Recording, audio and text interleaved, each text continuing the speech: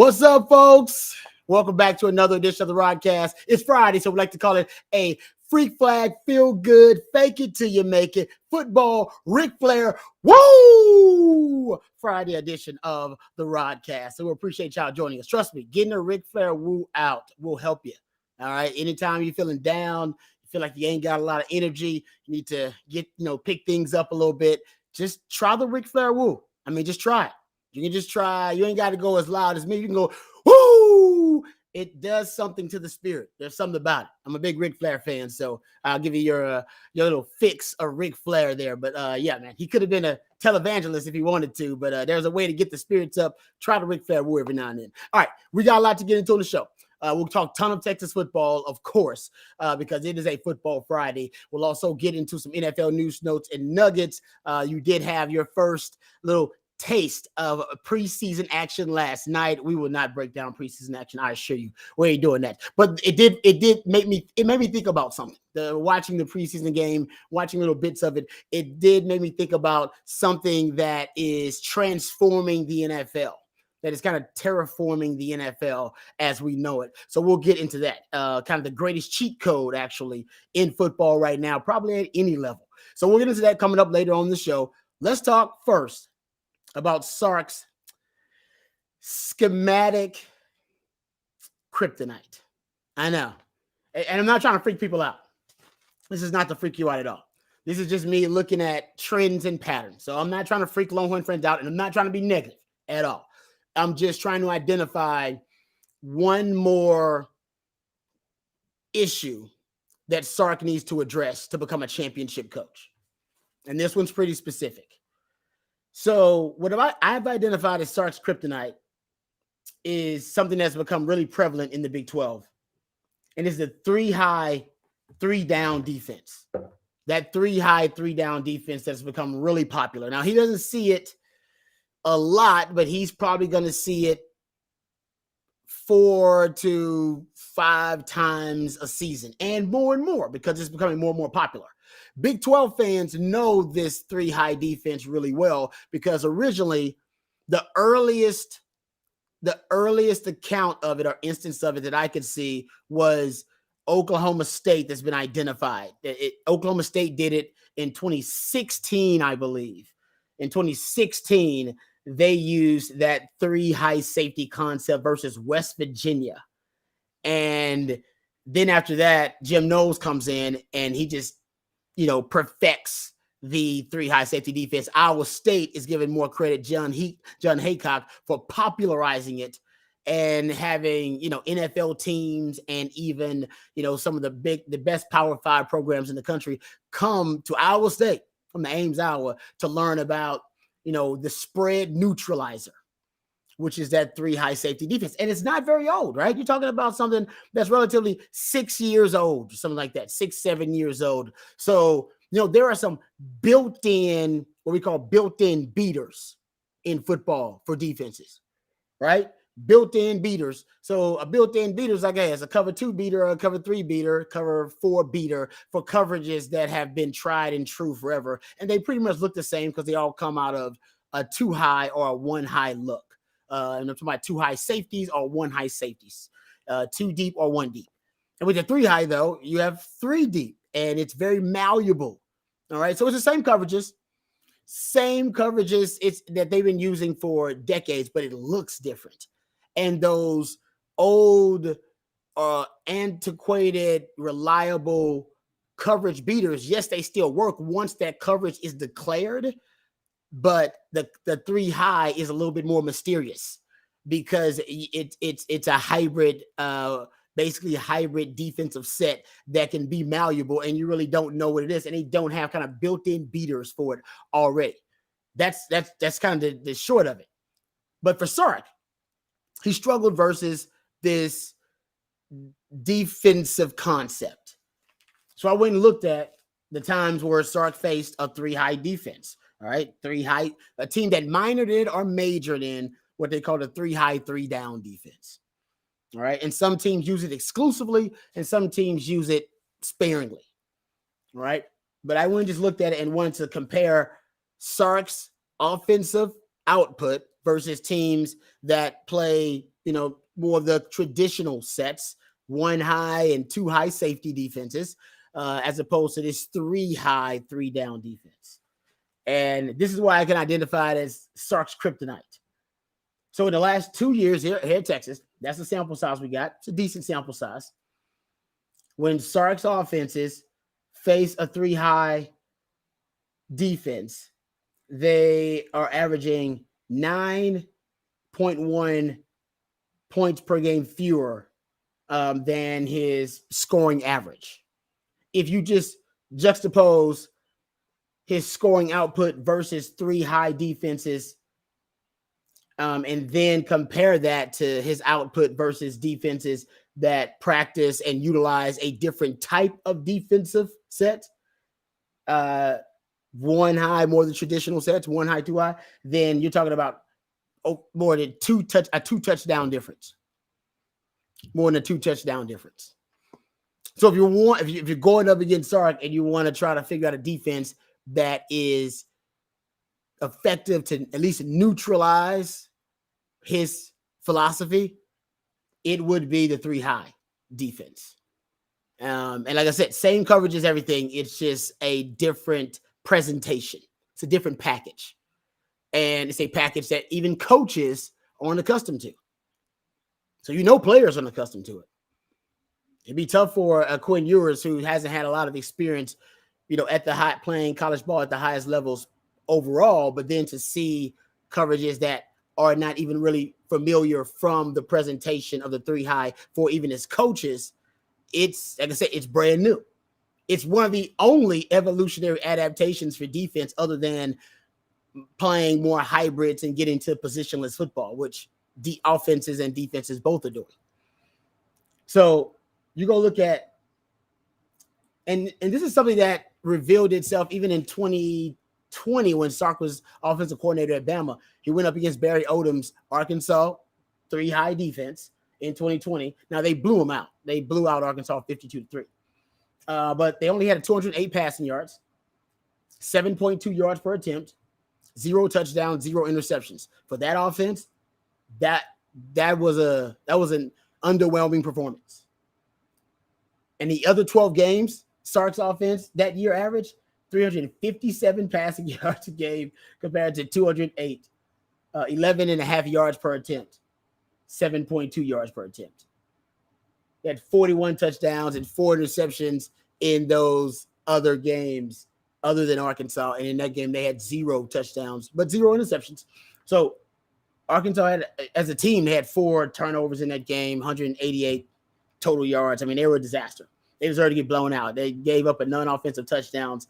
They deserved to get what they got. But even running the football, Najee Harris and Brian Robinson only, I think they combined less than 4 yards per carry, those 2 guys together. So it was really effective even then. Even then, Sark was struggling to figure out a way to unlock that 3 high defense. And then I think just tracking it myself over the last 2 years, it has proven to be really effective versus Sark's offenses in different forms. There have been different iterations of the Sark offense with Casey Thompson, Hudson Card in 2021, still with Bijan and Rojo both years, but then with Quinn Ewers and Hinton Hudson Card in the back. So you've seen different iterations of it, but still that's remained consistent, even going back to that game versus Bama. Not a lot of teams in the SEC were using it at the time. I'm sure now more teams practice and utilize it. So let's look at third downs. Third down offense for Sark over the last 2 years versus a 3 high defense, 37% conversion rate versus teams who utilize more traditional defensive presentations, over 44% third down conversion defense. All right. So that's a significant drop from 37% to 44%. Go look at the pass yards versus the 3 high for Sark over the last 2 years. 186 yards per game on average. Look at the pass yards versus teams that practice more traditional sets. We're talking about 265 passing yards on average per game. Pretty significant difference. Sark's offense the last 2 years. You go look at the times where his offense have averaged over 7.5, at least 7.5 yards per attempt. It's happened 15 times in the last 2 years, but only twice has it happened versus a 3-high defense. Yeah, exactly. To average over, it's one of those things. It's one of those kind of trends now that's really stuck. And you get touchdown interception ratio versus 3-high. You're at 15 touchdowns to 9 interceptions versus none 3-high. I think you're at 35 touchdowns to 7 interceptions. I mean, and the record versus 3-high now 5-5, but you know it's so your record is still 500 around there. So if you're Sark, you're looking at right now what's an issue that is maybe an obstacle keeping you from, as a play caller and as a play designer, and now offensive coordinator too, because he is half that. I know Kyle Flood has that title, but to keep you from going to the next level, this is it. Yeah. So called the Kryptonite. I'm a huge comic book guy. Love me some comic books, and love all the comic book adaptations on film. But even people who are not comic book fans, they understand, hey, Superman is Superman until you break out some kryptonite, if you can find it, all right, from Krypton or wherever you got to get it, okay? And if you can find it, you can find the kryptonite, then it basically turns Superman into a weakened version of Clark Kent. He's he's basically kind of a weak Clark Kent, and that's Sark. He turns himself into a shell of Sark. It's Coach Steven. All right. It's Coach Steven and not Sark when you play that 3-high, 3-down defense. It is the Kryptonite. He ain't Coach Sark when he faces that 3-high, 3-down. And I think for him, he's got to figure out the loopholes, right? Got to figure out the loopholes to it. And there are ways to beat it. Last year, he just decided to run the football. The power run game is a big way to beat it. He loves 12 personnel, presenting a power personnel package and kind of pivoting to pass principles. That's something Sark can do out of that package, because essentially this is why it matches up well with Sark's offense. Let's talk about that, right? We got the stats now. Let's talk about why it matches up well with Sark's offense and why it matches up well with spread offenses too. It matches up well because Sark, this is Sark's words, by the way. I'm paraphrasing him, but coming from Sark himself, he says his offense is a RPO-based passing game offense. He's really big on the RPOs, right? That's a big part of his passing game. And I think at Texas, he wants to increase the RPO usage as much as he can. I think he's going to try to increase the RPO usage. I think he was a little worried in 2021, but now that he believes he's got his quarterbacks on campus, not somebody else's quarterbacks, all right? These are guys that he's identified. He's going to start upping that RPO usage. That's something that's big in this game. And he basically utilizes a deceptive passing game. Lots of play action pass, lots of RPO usage. At least more than half of your passing games is based on those two concepts alone. And what's interesting about the 3-high defense is it distorts the pre-snap read for the quarterback, right? It's a distorted read because it's a malleable back seven with those 3-high safeties. You really have no idea that third safety is going to act. You don't know if he's going to act as a linebacker. You don't know if he's going to be acting as a deep safety. You have no idea if he's going to act as a hole player. He may come down on a slot and play man. You just really don't know what he's going to do. And that is a conundrum for the offense because RPOs are essentially based on box count. If you have the numbers advantage in the box, you hand it off. We got the numbers advantage. We hand it off in the box. If you don't have the numbers advantage in the box, all right, they got the numbers advantage. Well, you got the numbers advantage outside. So, hey, we fake it, we pull it, and we throw it. You got the numbers advantage out there. There'll be a one-on-one. Guys got to win this one-on-one. It's one of those things where I had a defensive coach in the NFL described it to me in a great way. He said the RPO is a truth that it's a truth that tells a lie, or a lie that tells the truth, depending on which side you're on. That's what an RPO is, because it puts a defender in conflict. If you bite on the run, then they're going to throw it behind you. If you drop back to pass, then they go hand it off. Like it's so you're wrong. It's one of those, you're wrong either way. And there are ways now where defenses are figuring out, okay, if they're going to play mind games with us, let's play mind games with them based on the pre-snap read. Right? Let's play the same mind games. And now, so basically the defense's version of RPO to me is kind of this 3-high look where they're also trying to distort the pre-snap read for the quarterback. And I think that's a big part of why it matches up well with Sark's offense, because you can be incorrect about that box count a lot of times where you're like, oh, I thought he was coming down, so I thought they were going to have the numbers advantage. It's like, no, you did, but it's okay. And they do it. They steal gaps, right, by slinging a lot of run fits, so they can steal different gaps. That is basically it's a bit of a risk, but they do a good job of being able to steal gaps in that 3-high defense as well, which gives them kind of an advantage in their rush defense that they wouldn't otherwise have either. And for Sark, who, like I said, he employs a lot of the deception in his passing game. All right, he wants to use the play action pass when he presents you with a heavy personnel package, and then he'll pivot to pass principles. Remember that 6 O-line package that Sark used a lot of? You go look at any of the deep shots they took out of that package, I think it was a 90% play action pass rate out of that. Because he's trying to, hey, I present you with 6 O-linemen. You're thinking run defense. Oh, they're going to run it, 6 O-linemen on the field, because we got the natural numbers advantage on the back end because they got 6 O-linemen on the field. Why would they throw it? Sark play action passes, boom, and then he tries to hit the deep shot over the top. So there's a lot of deception for the defense to try to decipher in Sark's offense. But basically the 3-high flips, though, it flips that on its head for the offense.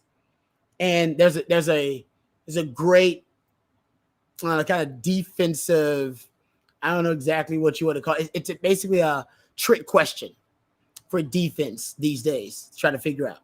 The trick question is, how do you defend more space with fewer defenders? If you're gonna interview a defensive coordinator these days, that's the question you ask him. That's the question.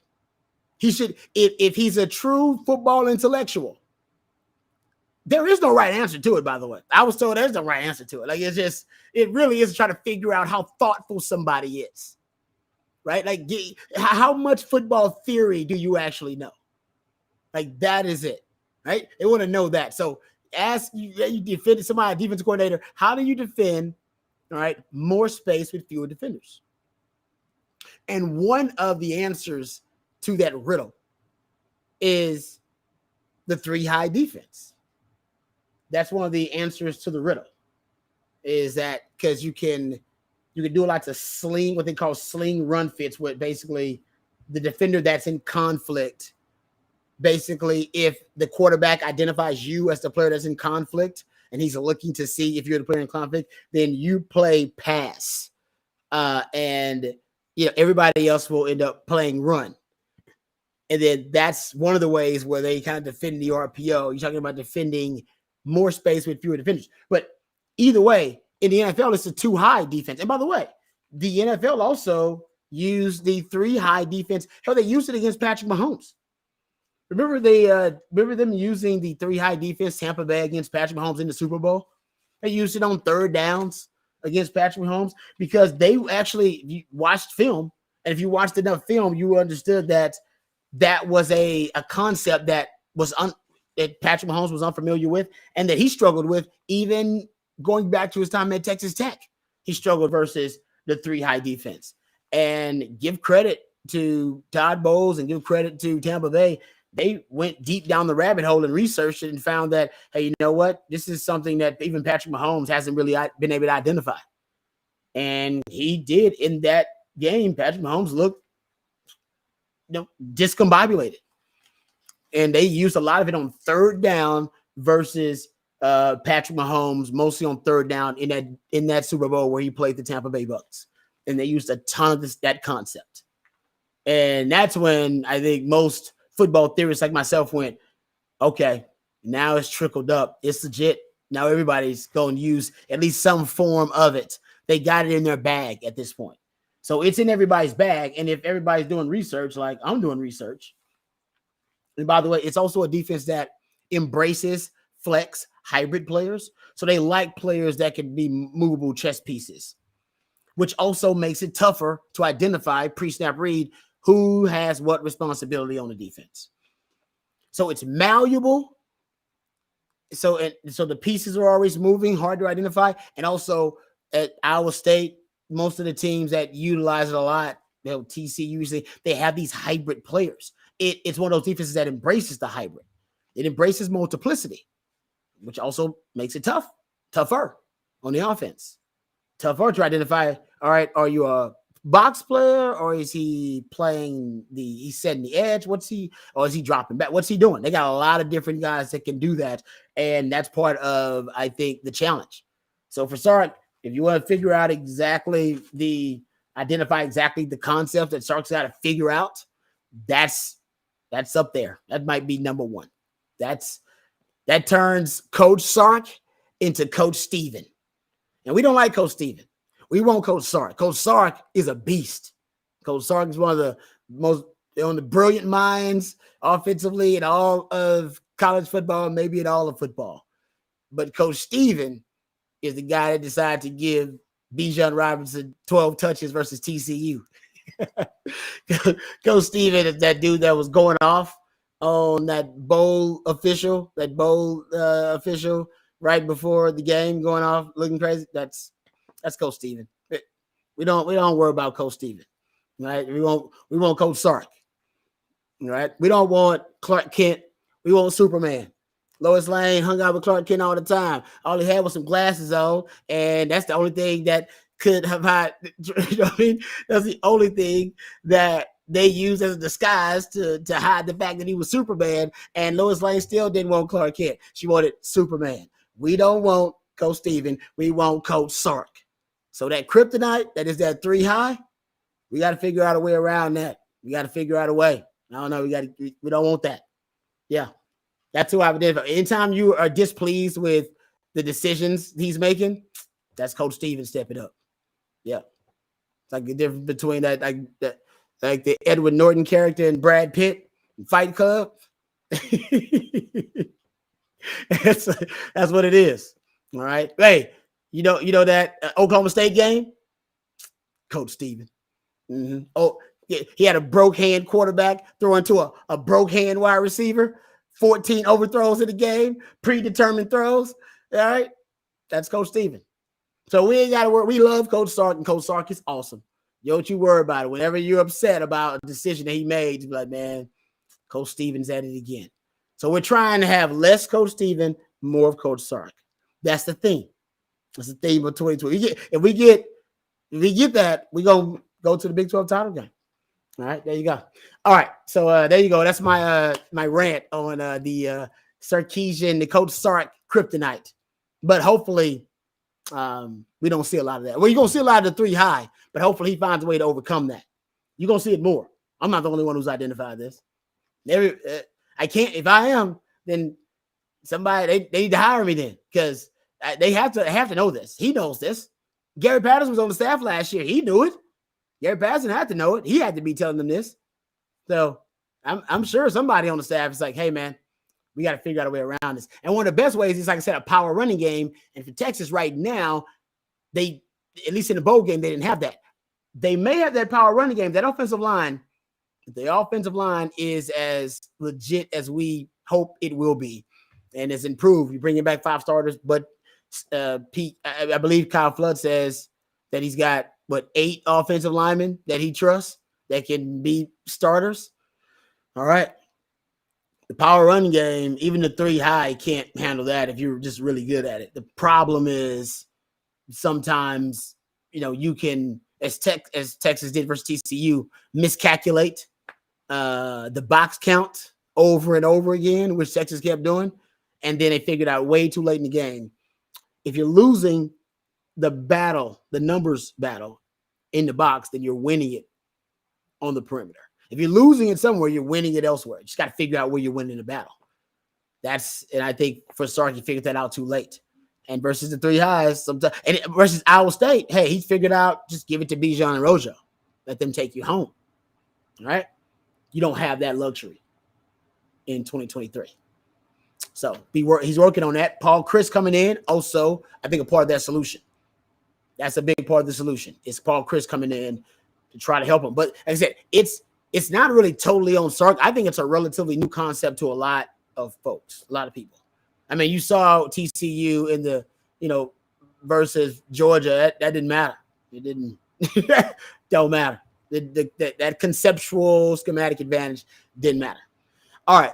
We got to take a break. We're going to let it breathe for a second. I knew I was going a little bit long with that one. We'll let it breathe for a second. We come back.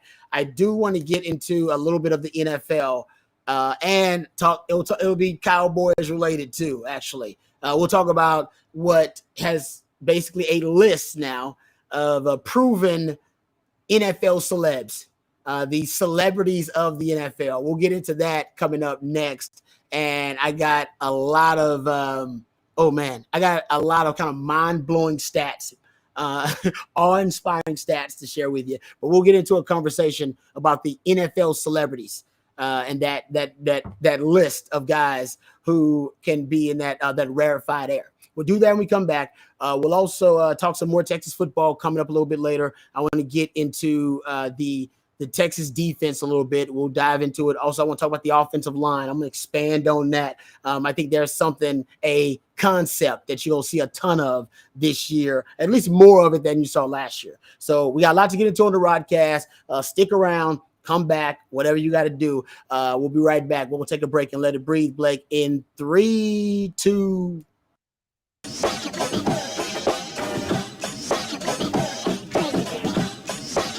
One of our very first Orangebloods recruiting flashbacks will focus on a player that went on to become one of the best running backs in the history of the sport.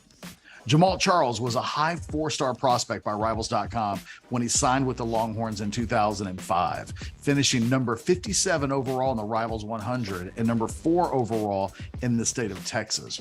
Personally, I had Jamal Charles as a 5-star prospect on my Lone Star Recruiting Top 100 list, but I have to admit that I wasn't head over heels in love with him the first time I watched his junior film as a prospect. It's hard for me to admit this out loud, but I actually had questions about his speed and whether he was really as fast as his track exploits suggested he was. Ultimately, he was scoring touchdowns as a junior at Memorial by such wide margins that he really never had to open up his speed on the field as much as he just seemed to coast. It didn't take me long to figure out that questioning his speed was one of the dumbest things I've ever done while working in this industry, and that's probably saying something. The most dramatic part of his recruitment might have come on the day he decided to commit to the Longhorns, because when he picked up the phone to call running backs coach Mike Haywood, no one was there to take the call. Charles told Jason Sukamel of Orangebloods.com that he would call Mac Brown back the next day and make it official. And that's exactly what he did. The hit rate for the class was exceptional, as Charles was joined by the likes of Henry Melton, Roy Miller, Jermichael Finley, Roderick Muckleroy, Quan Cosby, Chris Hall, Charlie Tanner, and of course, Colt McCoy. When it's all said and done, and you look back at the last quarter century of Rivals.com ranking prospects, Jamal Charles is one of the greatest Longhorn prospects that ever lived.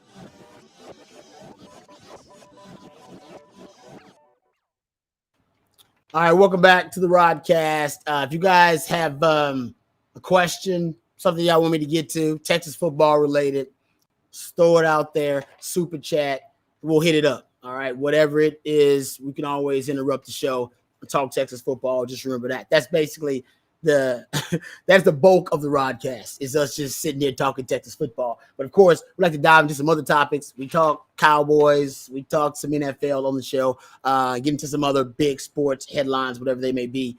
I saw this list today about the merchandising sales of players who are leading the NFL in merchandising sales. It does back up one of my takes about the Cowboys. Out of the top 10, the Cowboys are the only team to have 3 players in the top 10. They got 3. They got Michael Parsons at number 4. He's a he's a top non-quarterback on the merchandising sales top 10 list for the NFL. Patrick Mahomes is number 1, Aaron Rodgers number 2. That's another Black Stradamus prediction I'm making. The Jets, Jets on Hard Knocks, which I believe, I think that's this weekend, if I'm not mistaken, the Hard Knocks premiere. It's gonna be the most watched Hard Knocks in history of Hard Knocks. I don't know if I've told you guys that before. It's gonna blow all the rest of the Hard Knocks away. You got Aaron Rodgers, you got trash talk going on, the NBA-ification, the WWE-ification of the NFL, with Sean Payton talking trash on Nathaniel Hackett on the Week 5 matchup between the two. You got Zach Wilson and his mom and MILFs and Aaron Rodgers and ayahuasca, and oh man, it's got drama all over the place. Sauce Gardner, you know what I mean? You got all types of stuff. Appreciate y'all reaching out on the chat, man. Appreciate y'all coming through. All right, y'all can come through, come hang out, kick it for a minute, come back. We're gonna be talking ball the whole damn day. It's a beautiful thing. But I've said this about the Cowboys, right? First of all, we know the NFL football, period. NFL, college football, that is America's number 1 television product, right? Period. The number 1 TV show in America is football. NFL by 80%. And then college football is probably right after them. And if you look at the most watched programs, usually 80 plus are NFL games. And the biggest TV star on the biggest TV show in America, Dallas Cowboys, whether y'all like it or not. I know some of y'all don't like that, but that's just the truth. That's the reality. And this list once again shows it. Michael Parsons at number 4. He ain't even won Defensive Player of the Year yet. That's going to happen at one point. It might be this year. And then you got Dak Prescott at number 7. He's behind Jalen Hurts and Travis Kelce. And then your top 3 guys, of course, Patrick Mahomes, Aaron Rodgers, and Joe Burrow. And then you have Josh Allen at number 8, CeeDee Lamb at number 9, and TJ Watt at 10. Those are your top NFL players in terms of merchandising sales. That's your straight up celebs. I know Dak's at number 7. And I said, when Michael wins Defensive Player of the Year, which he's got a chance to do this year, he'll go up even further than that. Yeah, but Patrick Mahomes, can we agree Patrick Mahomes the biggest bargain in sports? Maybe right now. He's the 7th highest paid quarterback now. 7th. You got all types of dudes ahead of Patrick Mahomes now. You got Jalen Hurts ahead of him. Lamar Jackson's ahead of him.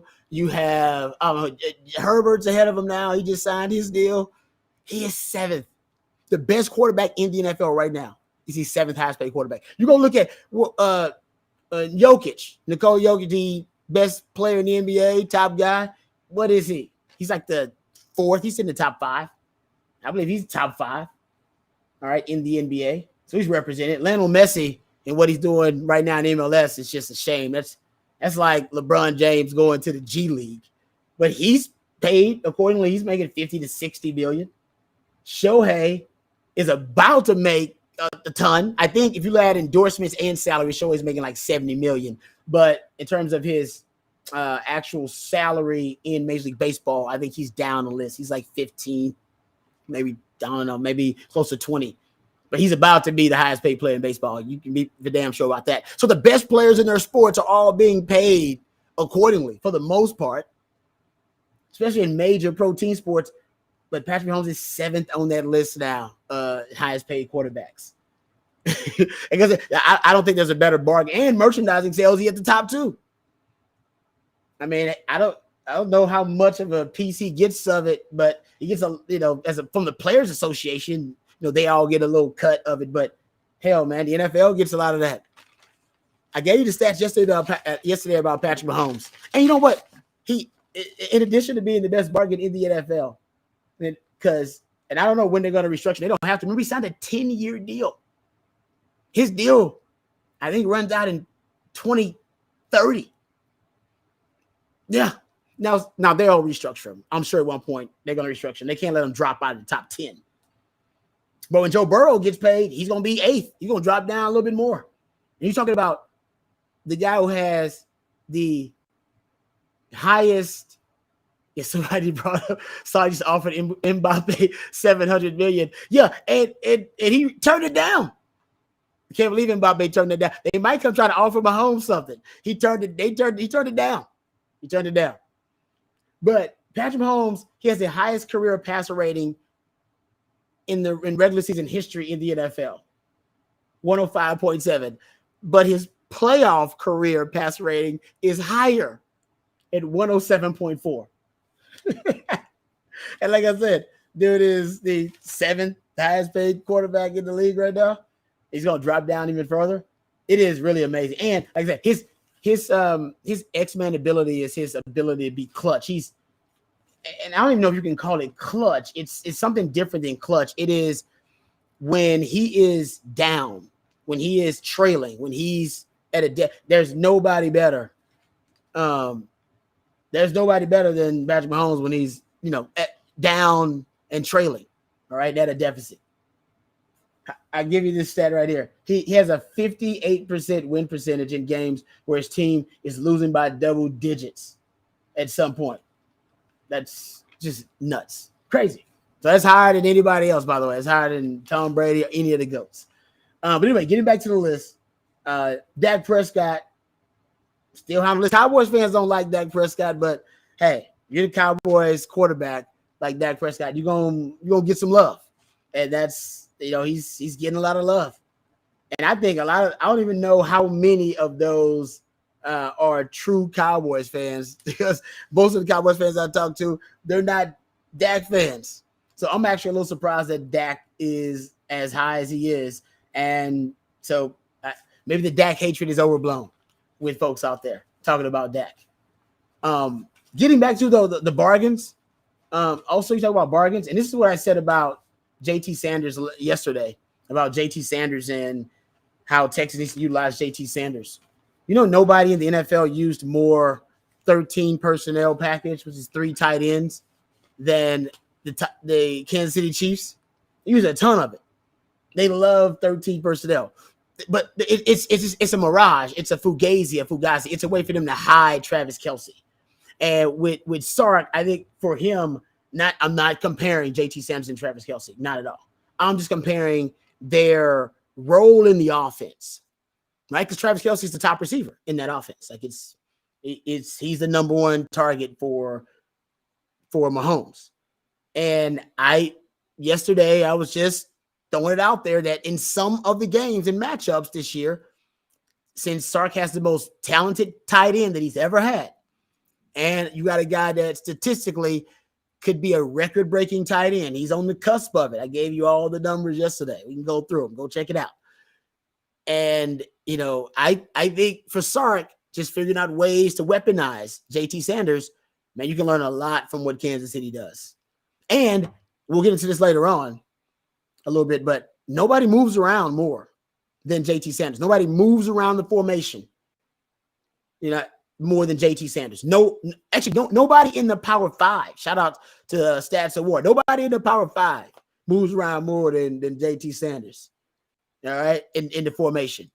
And honestly, Travis Kelce, just eye test, same thing. They move Travis Kelce around a lot. Sometimes they, put him in the backfield. Sometimes they start out in the slot, and then they end up reloading him to inline. Sometimes he's flex. They just move him around, just to make it tough on the defense, as tough as they can make it on the defense, because they're just trying to break as many defensive rules as they can, or violate as many rules as they can. And the tight end position allows you to do that a ton.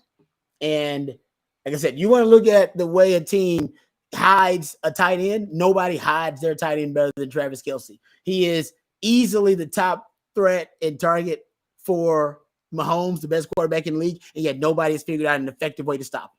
Have we seen a game where somebody has figured out an effective way to neutralize him? So I know Sark loves to watch the Shanahan clan, right? He likes my boy Shano from following him in Atlanta. He goes to visit Sean McVay. He's a big fan of Matt LaFleur. So we love that Shanahan tree. he needs to go look at that. Look at Andy Reid's offense too. I'd love to hear him like, oh, I was hanging out with Andy Reid. Because he needs to see how Andy Reid uses his tight end and weaponizes JT Sanders. I'm sorry, and Travis Kelce, like he should with JT Sanders. And I brought up that, Patrick Mahomes is probably the best bargain in all of the NFL. Honestly, the second best bargain in the NFL is probably Travis Kelce. Because he's a top receiver that's paid like a tight end. You pay him like a tight end.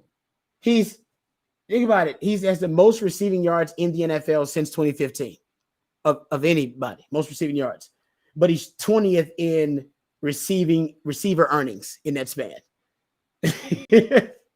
So they got the best quarterback in the NFL, who's the 7th highest paid player at his position. And they got the best tight end in the league, who's actually like one of the best receivers in the league, but he also is paid like, I would say like a upper class wide receiver, not like elite wide receiver. It's unbelievable. Yeah, the average top 5 tight end makes $14.9 million. Average top receiver makes $27.4 million. So yeah, that got to give Brett Veach some credit, the GM for the Kansas City Chiefs. But my initial point of bringing it up, to get back to it, Sark needs to use some of the concepts that the Kansas City Chiefs use to get Travis Kelce open. Everybody knows he's getting the ball, still can't stop him. And if he features JT Sanders like that too, I'm going to stay on this bandwagon. I think you'll get him breaking at least 3 records at Texas, 3-4 up at Texas, something like that. Okay, we'll get back to some Texas football. On the other side, in the 4 o'clock, we're going to get to, I think, the greatest cheat code in all of football at any level, high school, college, or pro. So we're going to dig deep into some football theory. But another advantage Texas has next season that hasn't been talked about, we'll get into that. It has to do with returning production, but returning productions at key spots and at key positions. So we'll talk about that coming up on the other side. We're also going to dive into vital signs of the Texas offense. And Steve Sarkisian has a lot of, I'll kind of get into what I think, what I define as the Steve Sarkisian offense, my own definition of it. I deconstructed it, reverse engineered it. And I have kind of a simplified, rudimentary definition of what Sark's offense is. So I'll get into that and break it down, but that'll lead us to a conversation about what is the most important vital sign for Sark's offense and how to track it. And we'll get into that and talk about that coming up a little bit later on. So we got lots of football theory conversation coming up.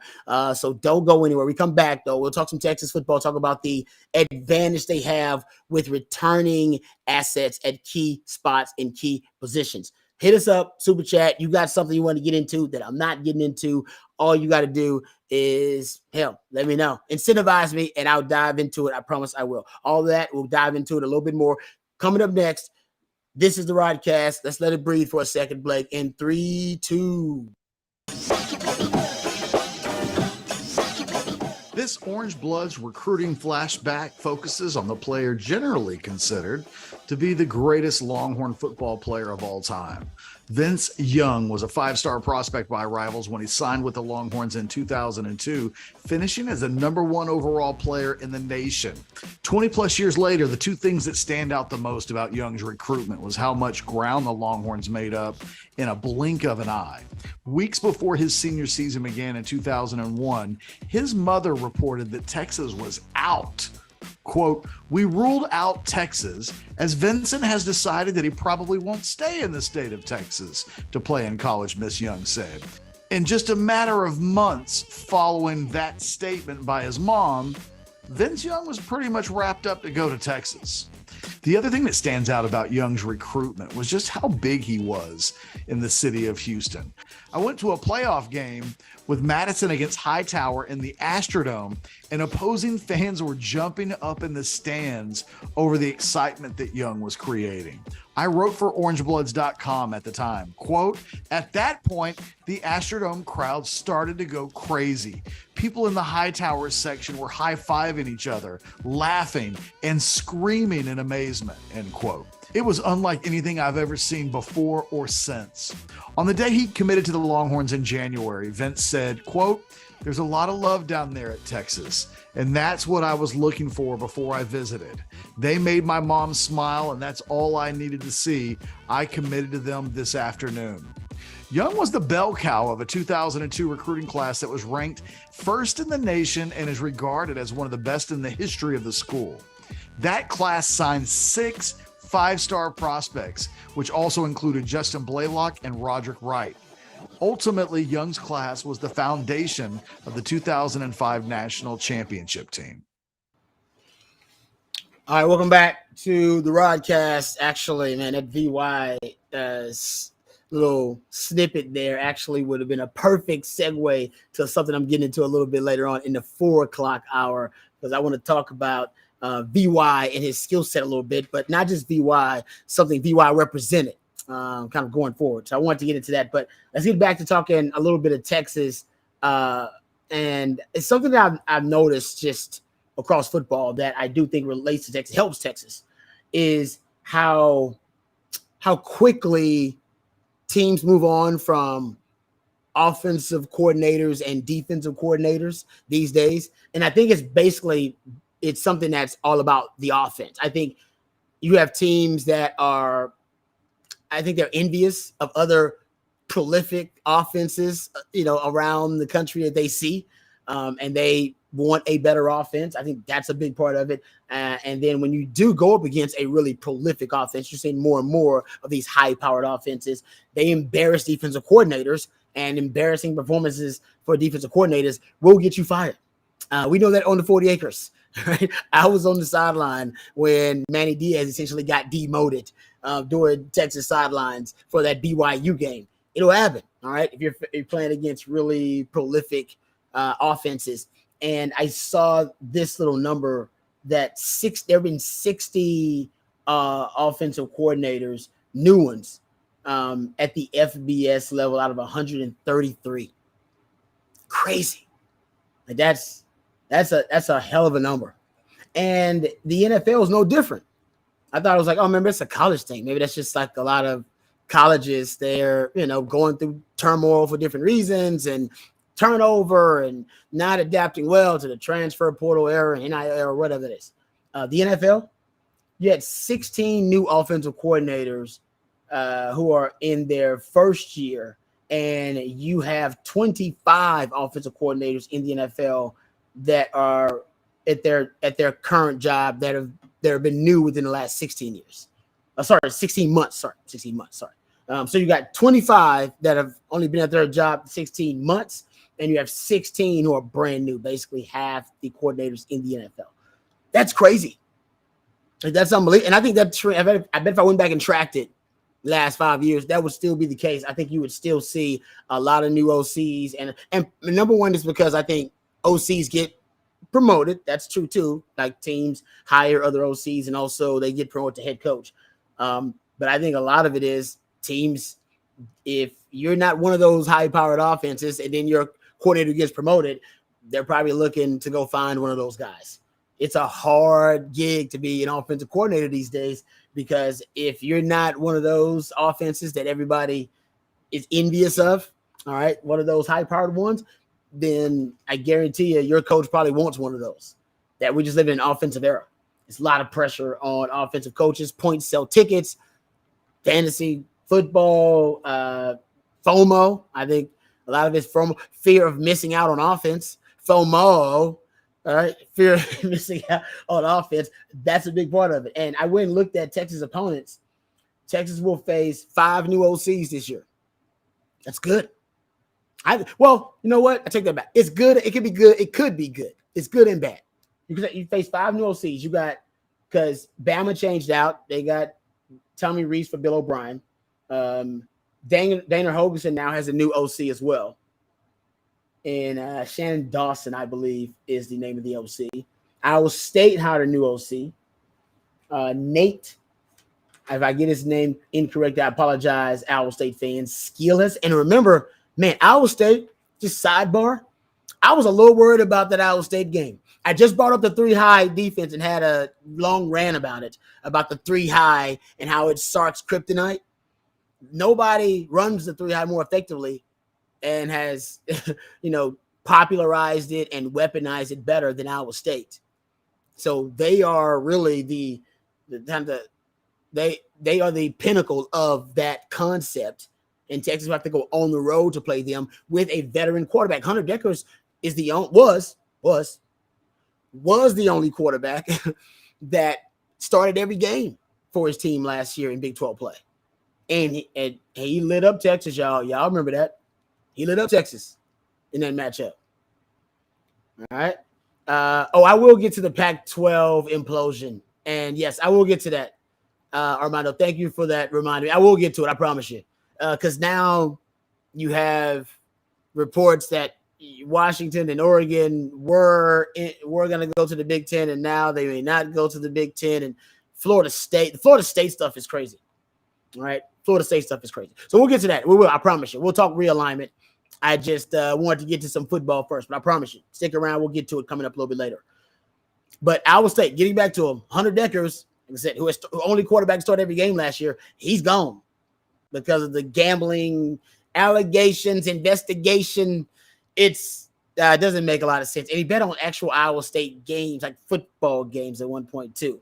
I don't know if he started those games. I don't believe he started those games. I think that was games that he was the backup. But either way, it's ugly. And now they got a Fustercluck at quarterback. So not as concerned about that Iowa State game as I was before. There you go. Feel good about that. Anyway, getting back to it, they got a new offensive coordinator too. And they got a new quarterback now. Right? TCU, because Garrett Riley to Kendall Browse, but Kendall Browse is a pretty damn good OC. And Kendall Browse, I would say Kendall Browse is like he's one of those villain origin stories that started at Texas. Because I was in the same DB room with Kendall Browse when he was at Texas. And he started out at DBU and ended up going to Baylor, coaching wide receivers with his dad and calling plays with that group. Went to Arkansas and then now is with TCU. So, oh yeah, he has haunted this he has haunted the Texas program in a number of ways, right? He was here as a DB at one time, my man Kendall Browse, and now whether it's been at Baylor or whether it's been at Arkansas and now at TCU, he's gonna find a way to play to play Texas. Yeah, I bet if I talked to him about it, he would admit like, oh no, that's definitely one of those added bonuses. I pick a spot, I get to play Texas. I get to coordinate against Texas. So yeah, Kendall Browse, and then you have West Virginia, who changed coordinators too from Graham Harrell to I think it's Chad Scott. Is his name.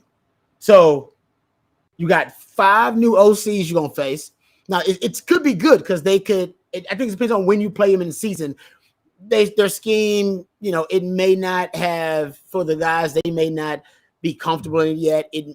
At that point, depending on when you play them, you may have still working out some of the kinks. They may have some inconsistencies with it. So it could be good in that way, but it also could be bad. You don't have a lot of film. You don't have a lot of film on how to prepare for that team with that scheme, with those players, and with that personnel. So there's a lot of mystery attached to it. You may know the scheme, but you don't know exactly how he's going to utilize the players within that scheme.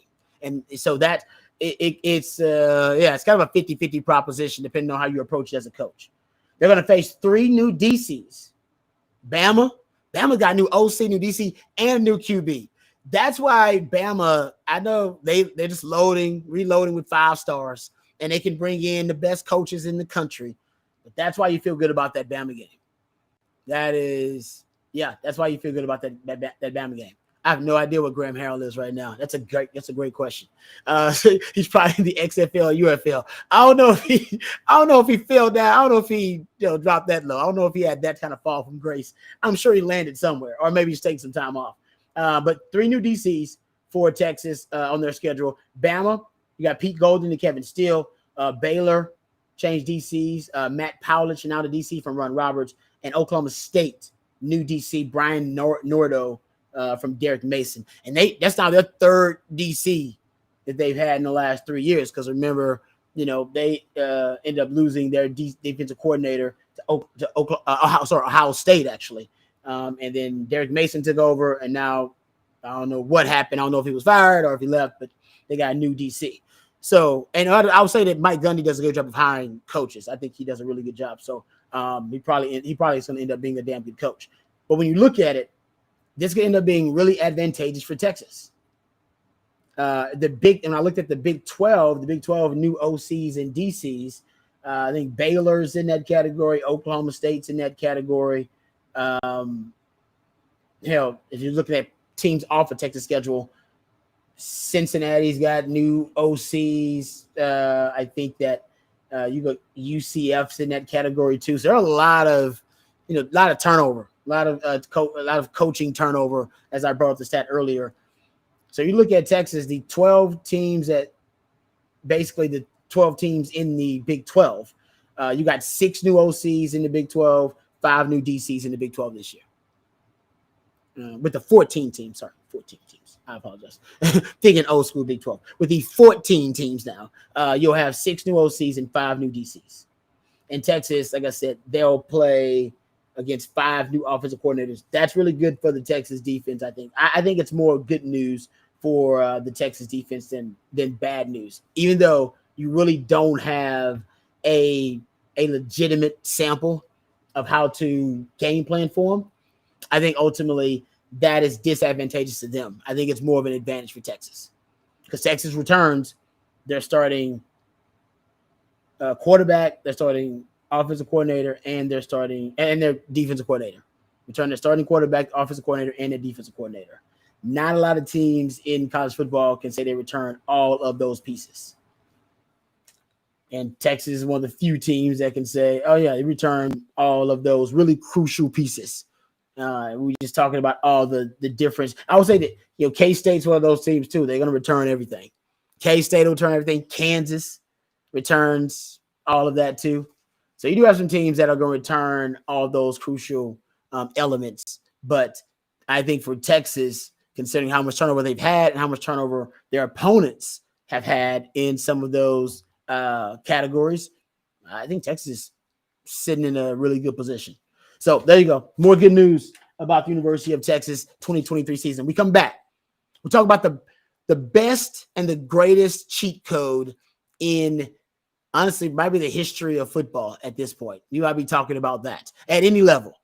And Texas, at one point, they had one of these guys, one of these freakish athletes. We'll get into that because I was reminded of it or inspired by watching the first preseason game, the Hall of Fame game last night, and watching the performance of one of the QBs. So we'll talk about that when we come back. We'll get into that. We'll also go back to Texas football, talk about the vital signs for the Steve Sarkisian offense and what you need to look for. If there's one thing you're checking for to see the overall vitality and the health and the wellness of the Texas offense under Steve Sarkisian, there's one thing. All right, I'll tell you to look for. We'll talk about that coming up in the next hour as well. But for now, we're going to let it breathe just a little bit, and we'll come right back. So don't go anywhere. It's a Rodcast. We're going to let it breathe. Blake, in 3, 2. This Orangebloods recruiting flashback focuses on one of the biggest UT football stars of the last decade. Bijan Robinson was a 5-star prospect by Rivals when he signed with the Longhorns, finishing as the nation's number 18 overall prospect, the second best prospect in the state of Arizona, and the number 1 running back in the country, according to Rivals.com. Upon retrospect, it's kind of amazing that former running backs coach Stan Drayton was able to land Robinson when you consider that Ohio State was perceived as a massive leader for much of his recruitment. In fact, on the day he committed, Rivals.com recruiting analyst Adam Gorney told Orangebloods, quote, even after the Atlanta 5-star challenge, it almost felt like Ohio State was the foregone winner, Gorney said that day. But as it got closer, I think the realization that he would basically be going across the country to play football kind of set in. He really, really liked Texas and USC a lot, had connections to both schools, liked the staffs, and how they would use him, and wound up finding a school closer to home that he was very happy with. It wasn't until Robinson visited Texas on an unofficial visit for the spring game in April that Texas began to make it surge. By the time June rolled around, a couple of months later, the Longhorns had emerged as a team to beat in his recruitment. Robinson was a part of a 2020 recruiting class that finished 14th in the nation that year in the Rivals.com rankings, and what turned out to be the final full recruiting class for Tom Herman. A few years later, and there's not a ton of meat on the bone with respects to the elite prospects from that year outside of Robinson. Jake Majors and Jaron Thompson remain as a few of the higher ranked players in that class, but it's actually two of the lower ranked prospects in the class, Jahdae Barron and Jalen Ford, that have made the biggest impact as the class begins to wrap up its contribution to the Texas football program.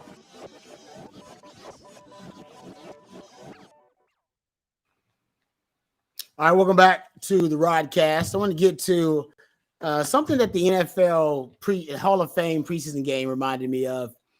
Just watching some of the quarterbacks, and I was reading also some reports. I was watching the young QB from UCLA. It was a Dorian Thompson-Robinson. Looked pretty good out there, actually. The 8 of 11, 124 passer rating. I know y'all probably want to dog Kellen Mond. He didn't look great, but that's a different discussion for a different day.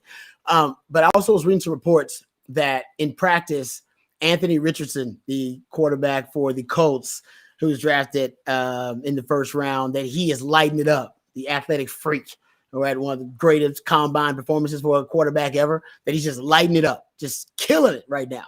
And that the defense is right now for the Colts, they can't keep up with him. He's making life tough on them. And I started thinking to myself that now the NFL officially, just based on my count, they have at least a third of the starting quarterbacks in the NFL, maybe franchise quarterbacks, are dual threat quarterbacks. Right? You got legit about a third of them now are true dual threat quarterbacks who run as well as they throw, or their legs are a legit weapon. Now, the definition of a dual threat quarterback, that everybody's got a different definition. Mine is, can you rush for at least 400 yards in a season? I know we got an extra game, but that's kind of been my cutoff.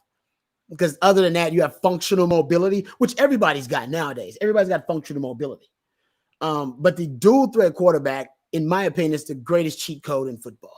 I don't think there's a better cheat code in football, period. I mean, if you go look at the quarterback position now, this is the first year. I went back and looked at these stats. So this is the first year, 2022 was the first year in the NFL that NFL quarterbacks had a higher rate of design runs than they did scrambles. First year. You had more design runs for quarterback this year than scrambles for quarterbacks. And scramble is when, they drop back to pass, nobody's open, whatever, and they decide to run. Design run is when the play is designed for the quarterback to be the main ball carrier. That's phenomenal. That's crazy. And quarterbacks accounted for 21% of rushing touchdowns. That was an NFL record. And they accounted for 16% of the rushing yards. That also was the most in the NFL. So now, and it reminds me of BY a lot. It does. I'm not going to lie. I think about BY when I see these stats, because BY came along in a weird, strange period in the NFL where it was right before they were ready to fully embrace dual threat quarterbacks, right before it. Because right after VY, you get your, Cam Newton comes in a few years later after that, and then there's RG3 around at the same time, and things start to shift. They start to shift in terms of teams being willing to build around a dual threat quarterback, a true dual threat quarterback. And so I do think about VY. I think VY, if he had a team that he was born basically 5 years later, VY would have his story would be very different, and he still would have led Texas to a national title. And back in the day, you had stories like Warren Moon, who allegedly the rumor is he ran a slow 40 time on purpose so they wouldn't move him to wide receiver. And Lamar Jackson refused to run the 40 because he didn't want them to move him to wide receiver as his projected position. He wanted to play quarterback. And, now you have teams that are willing to roll the dice and take a chance on building their entire system around a dual threat quarterback. And John Harbaugh did it with Lamar Jackson, and most people thought Lamar Jackson could not be an elite quarterback in the NFL and won unanimous MVP. Now, here's why teams are fearful of doing that, fearful of building around a dual threat quarterback. And it's just old, antiquated, programming. It's all of this. It's just old programming. It's all this that guys are, and there haven't been a lot of my definition of dual threat quarterbacks who've actually won a Super Bowl. I think there have been 2 quarterbacks who have run for at least 400 yards in their career at any point and won a Super Bowl. And that's Russell Wilson and Steve Young. That's it. And there's a belief that, oh man, quarterbacks, who run like get injured. The truth is all the quarterbacks are getting injured. You had more starting quarterbacks last year than you had at any point in the history of the NFL. So all the quarterbacks, whether they run or not, they're all getting injured. Yes, the running quarterbacks, they are exposed more to that risk, but some quarterbacks know how to run. Like Russell Wilson's a different run. VY was a different run. VY never. When's the last time y'all saw VY?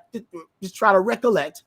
You saw him get hit cleanly, right? VY knew how to get skinny at the right time, get out of bounds. I never saw somebody get a clean, nice hit on VY. I'm sure it's one out there, but it was rare.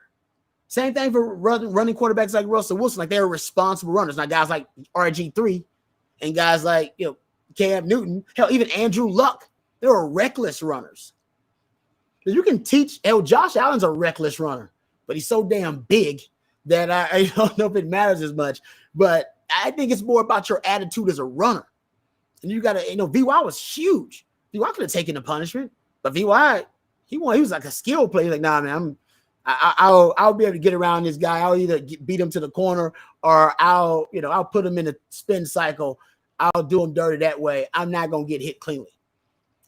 You know what I mean? And he was really good. You see him doing the movements right now? Because I can see him right now in his running style. Looks like a big gazelle out there. And his stride is so long, you would think, hey, his stride's so long, I should be able to size him up. They couldn't size him up. So I think it's an attitude thing for football that I watch. Some guys are reckless runners. They're irresponsible runners. And some guys are very responsible and careful runners. And it really is not about your frame. It's just about some guys know how to take care of themselves when they run. And, I remember RG3 was not that guy. And Andrew Luck, saying that he likes to get hit. He's like, I like getting hit. It wakes me up a little bit. Okay. Like Bam Bam Sam wasn't a responsible runner, but he was built like a linebacker. He had that badonkadonk. I always say that Sam Elling was built like a Kardashian, man. He had that junk in the trunk. So Sam could take some punishment. It's all about knowing your athletic skill. But getting back to it, my point is, and I guess even with VY, I just think he was, like I said, he's a little bit before his time. And now the NFL is fully embracing these guys. And the beauty of it is it's made football more fun to watch because now all the quarterbacks don't play the game the same. Now you got variety. Guys playing the game different. Lamar Jackson plays the game differently than, Josh Allen plays the game. And they play the game differently than Jalen Hurts plays the game. You got all these different types that are playing the game. That's what I love about it. At first, when everybody was pretty, regimented about exactly how the quarterback position was supposed to look, had to have hands this size, has to have, be this height, has to have these dimensions. They're trying to turn the quarterback position into a science so they can evaluate it better. So they can just have these data points, hit these data points. That's my quarterback. And the truth is, it's more of an art form. It's not a science. Right? And you have these guys who are, they are artists. And sometimes they can be freestyle artists on the field. And when the play breaks down, nobody's better than a dual threat quarterback. And it's kind of, but the big thing is that they haven't won a lot of Super Bowls. There's only been 2 of them. So all the anti-dual threat quarterback people, they'll always have that to fall back on. And you'll get more of those guys who can reach the mountaintop. There's only been Russell Wilson and Steve Young, in my opinion, true dual threat quarterbacks who won a Super Bowl. It's kind of like dating a stripper. right? The point of dating is so you guys can get married, take her home to meet mom. Nobody takes the stripper home to meet mom. You're dating a stripper. It's fun. It's exciting. It's thrilling. It's a good time. But very rarely you take her home to meet mom. And mom's like, what's she do? Like, oh, she's a stripper. Like, no. She's got to go to nursing school, become a nurse, or get a real estate license, and then you take her home to meet mom. Like, what you do? Oh, I'm in real estate. Oh, I'm in nursing. Okay, there you go. That's nice, baby. Good. You're my baby. That's good. I'm glad y'all together. Nobody wants to take the stripper home to meet mama. So dating a stripper is fun, but you never really get to the ultimate goal of a relationship, which is to get married and be together if she's still a stripper. Less than 10% of strippers are married. And less than 10% of dual threat quarterbacks can win the Super Bowl. It's just not a lot of examples of long-term success. That's basically that's the example I'm getting to. All right. That's why having to dual threat quarterback is kind of like dating a stripper, which I've done a couple of times. It's fun and it's exciting, but they don't get to meet mom. They don't get to, you don't reach the ultimate goal of the relationship with dual threat quarterbacks. So until they evolve, right? Dual threat quarterbacks need to evolve too. They become pocket passers, and then the dual threat ability is something they can use when they need to. It's something that they don't have to rely on. They're not dependent on it, but they can use it. It's just another trait. It's another trick. It's another weapon in the bag. Another tool on the utility belt. But they over relying on it like young quarterbacks are, where it's something that they're dependent on. Then it's tough for those quarterbacks to reach to the mountaintop. Jalen Hurts is probably close now. I mean, he's right there in that category because he's definitely one of them guys. But it's interesting now the NFL, they're on board with the dual threat. Lamar Jackson is probably the top dual threat quarterback in the league right now. And I will say, if you are a fantasy guy, I don't give a lot of fantasy advice. I don't play fantasy football because it's not really my thing. I do all the research to play fantasy football. I probably should. But I don't really play fantasy football because I get too obsessed with it. It ruins my football watching experience. I can't enjoy watching the actual games. So I don't play. But I do all the research. Hell, man. Lamar Jackson this year, I'd buy some stock in that. Just talk about dual threat quarterbacks since we're on the subject. I'd throw it out there. He finally got some receivers. I mean, he got one unanimous MVP. And he was throwing to Willie Snead, Seth Roberts, Miles Boykin, Chris Moore, and Marquise Brown, and now he's got Devin Duvernay. Shout out to the lifetime Longhorn, who also made All-Pro. We don't talk enough about that. He was special teams, but still pretty damn good. Rashad Bateman, OBJ, Nelson Aguilar, Zay Flowers, upgraded at your wide receiving core. Still got Mark Andrews. I don't know. And Todd Monken. Last time Todd Monken was calling plays in the league, his team threw for the 5th most passing yards per game in history. 320. Yeah. And so they go, I think they're going to throw the ball a ton. He already says they're going back to the Louisville days with Lamar Jackson, which is 4 wide receivers chunking the ball. Just throwing it out there. And Lamar Jackson, his MVP season, he threw a lot of touchdowns. He was, I think, 3rd all time in single season touchdown rate. So if you're a fantasy guy, throwing it out there. Or by the way, maybe either. Doesn't matter. Either one, throwing it out there. And since we're talking about dual threat quarterbacks, I counted because Justin Fields did this last year. And Justin Fields, he's the next, right? He's the next one. Oh, yeah. I mean, I like that offense y'all bringing in there. Just want to let you know, Calvin. I know you're a Ravens guy.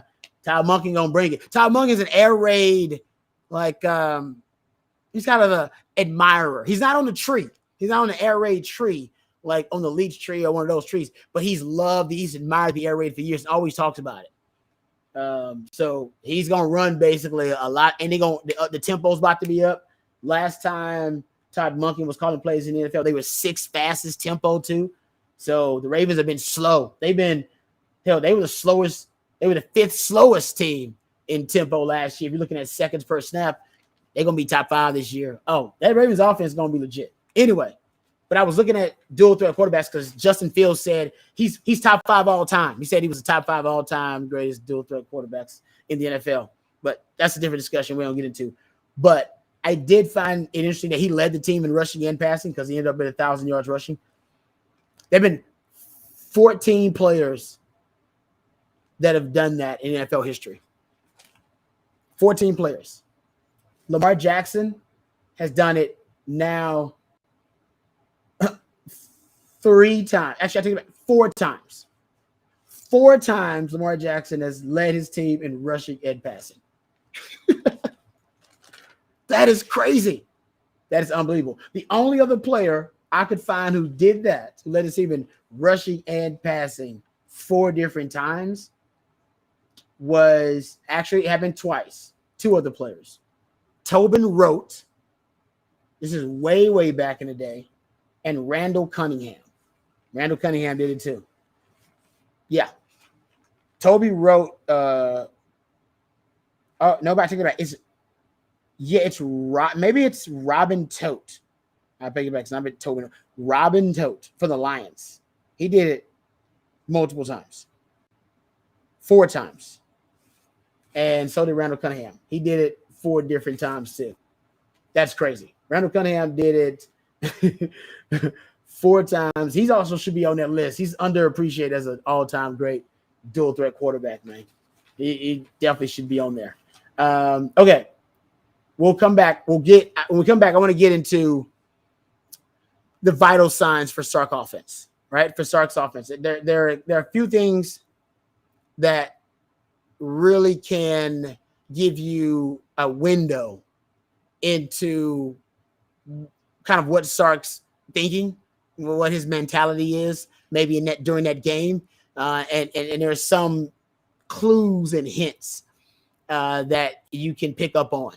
And one of them is this crucial vital sign of Sark's offense. So we'll get into that on the other side. I'll talk about it, talk about what it means. It's something he actually picked up, I believe, in his time in the NFL. I'm not saying it was something he didn't do before then, but he made it part of his offensive DNA after he left the NFL, or after he went to the NFL in 2017. So we'll talk about that, and we'll talk about what it means for Texas this season. We'll get into that, and we'll also get back to some NFL discussion, some NFL topics. If you didn't hear the Sark rant I went on about Sark's Kryptonite, we'll revisit that too coming up in the 5 o'clock. All right, we come back. We'll dive into some Texas football. We'll do that, and we'll also dive into that conversation about realignment. I do want to hit realignment. I promise you we will at one point. All right, let's take a break. Let's let it breathe in 3, 2, 1. This Orangebloods recruiting flashback focuses on one of the best recruiting success stories in the history of the Texas program. Ultimately, a prospect that turned into an All-American and a 5-time NFL All-Pro.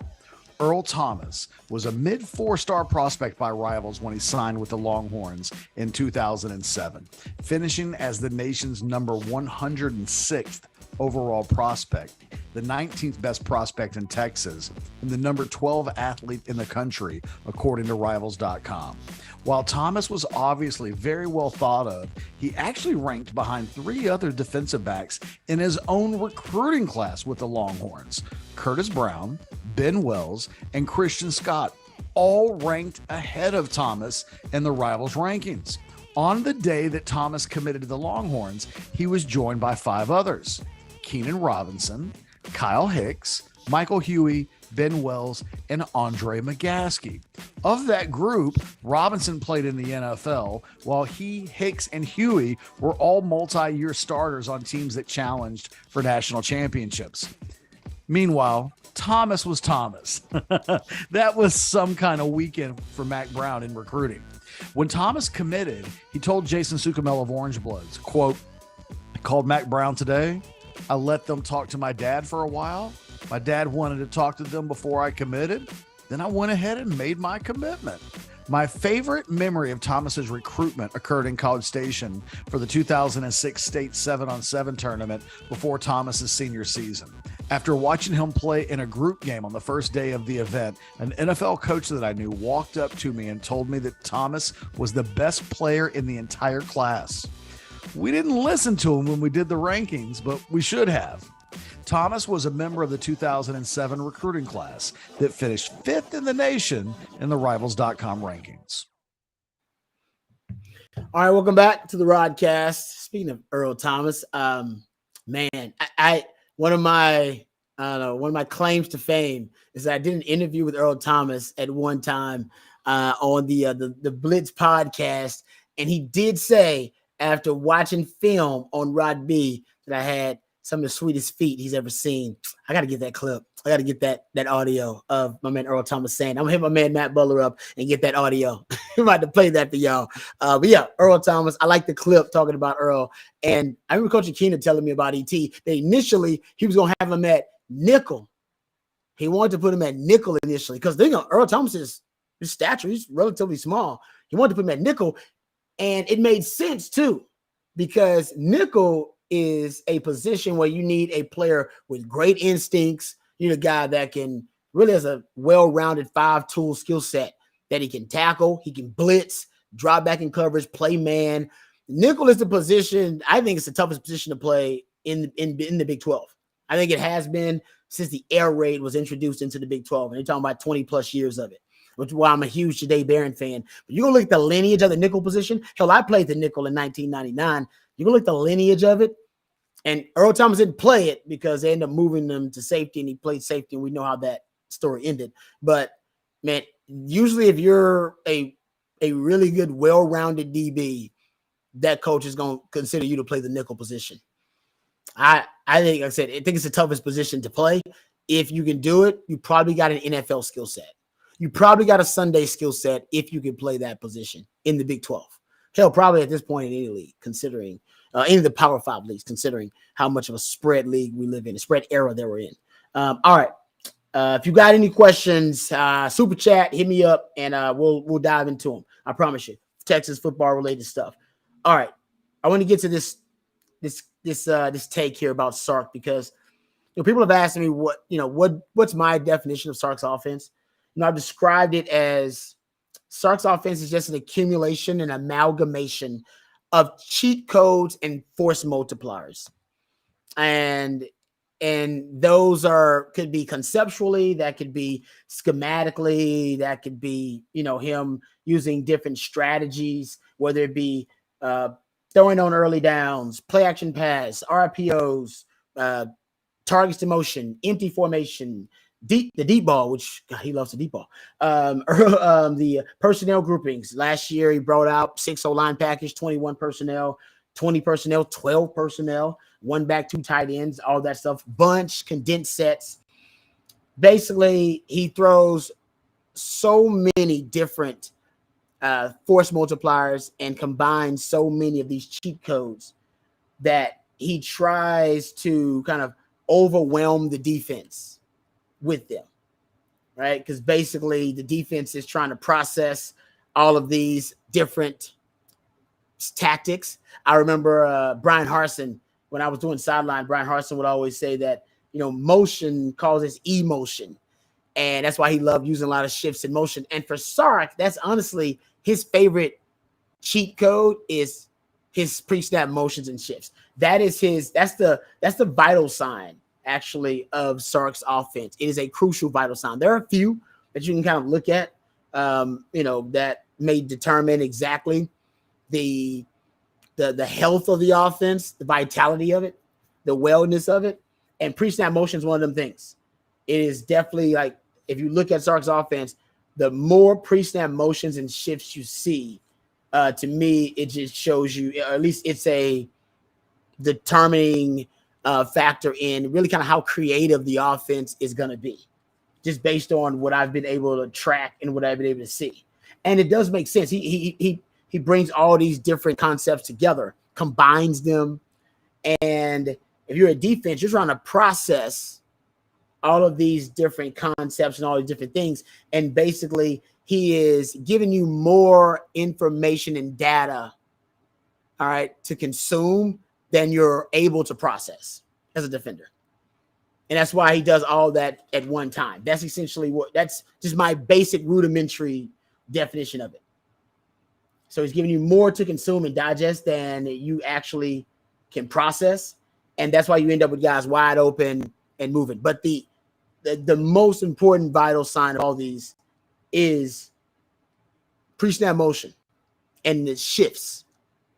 all that. Like that is, if I went back and looked at about 55% of the plays that Sark utilizes have some type of pre-snap motion and shift with it.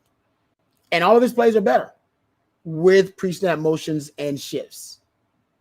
And it's a key additive to what Sark calls his run to daylight philosophy.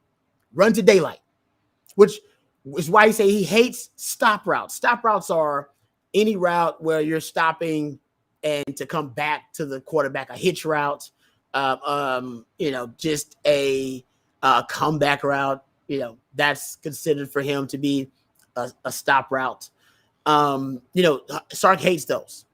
He does. He uses them, but he has openly talked about how much disdain he has for stop route. He likes what they call movement routes, where the receiver can catch the ball on the move, right? And you can hit him in stride, because Sark's a yak guy.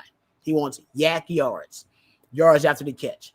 And that's why those things are connected. His pre-snap motion is almost directly related to his yak yards.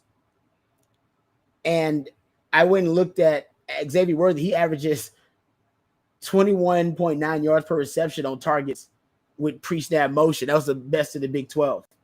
If you go look at targets to motion, all right, that's when you target somebody who's been in motion before the snap or at the time of the snap. Sark's offense in 2021, 81% completion percentage, 80% completion percentage in 2022, 8.4 yards per attempt, 10 yards per attempt. And the first down, the touchdown rate, both above 30%. You're actually at a 39% first down and touchdown rate combined 2021 and 2022, which means 39% of the time you targeted a guy that was in motion end up in a first down or a touchdown. It is easily the most effective and explosive concept or cheat code that Sark uses. And you could argue he should use more of it, right? Because it's the key to the yak yards. Give you an example, Xavier Worthy. In 2021, his average depth of target in 2021, 13.4 yards, somewhere around there. It was 17.8 in 2022, but his yak yards dropped from 8.5 to 5.4. And that's why the regression of Xavier Worthy, you want the yak yards, because Sark schemes those yak yards into the offense. That's schemed in, that's baked in. That when he puts a guy in motion, he's clearing a path for that guy. And when you target the motion, there should be a clear path. I'm moving the safety, I'm moving this defender. It's all connected, synchronized. And that's how it's supposed to work. Right? Supposed to and something else. Get all that. So that's why the pre-snap motion is so important for Sark on those movement routes, so his guys can run to daylight, catch the ball on the move. And that's why it's important for Quinn Ewers to hit him on the move. And by the way, every quarterback is more effective when they're targeting motion with pre-snap motion, not even targeting, with pre-snap motion, period. The completion percentage for quarterbacks in the NFL goes up. Their touchdown to interception ratio is higher. Their passer rating, 91.7 with pre-snap motion, 87 without it. Everybody's better with it. And like I said, it goes back to what Brian Harsin told me about. He's like, motion causes emotion. And what they always tell you, don't make emotional decisions. If you're emotional, you're going through trauma, something's happening, you had a bad breakup, somebody died or something bad, you lost your job. They always say, don't make a rash decision. All right. Don't make an emotional decision. You're in an emotional state right now. And motion gets defenders in an emotional state.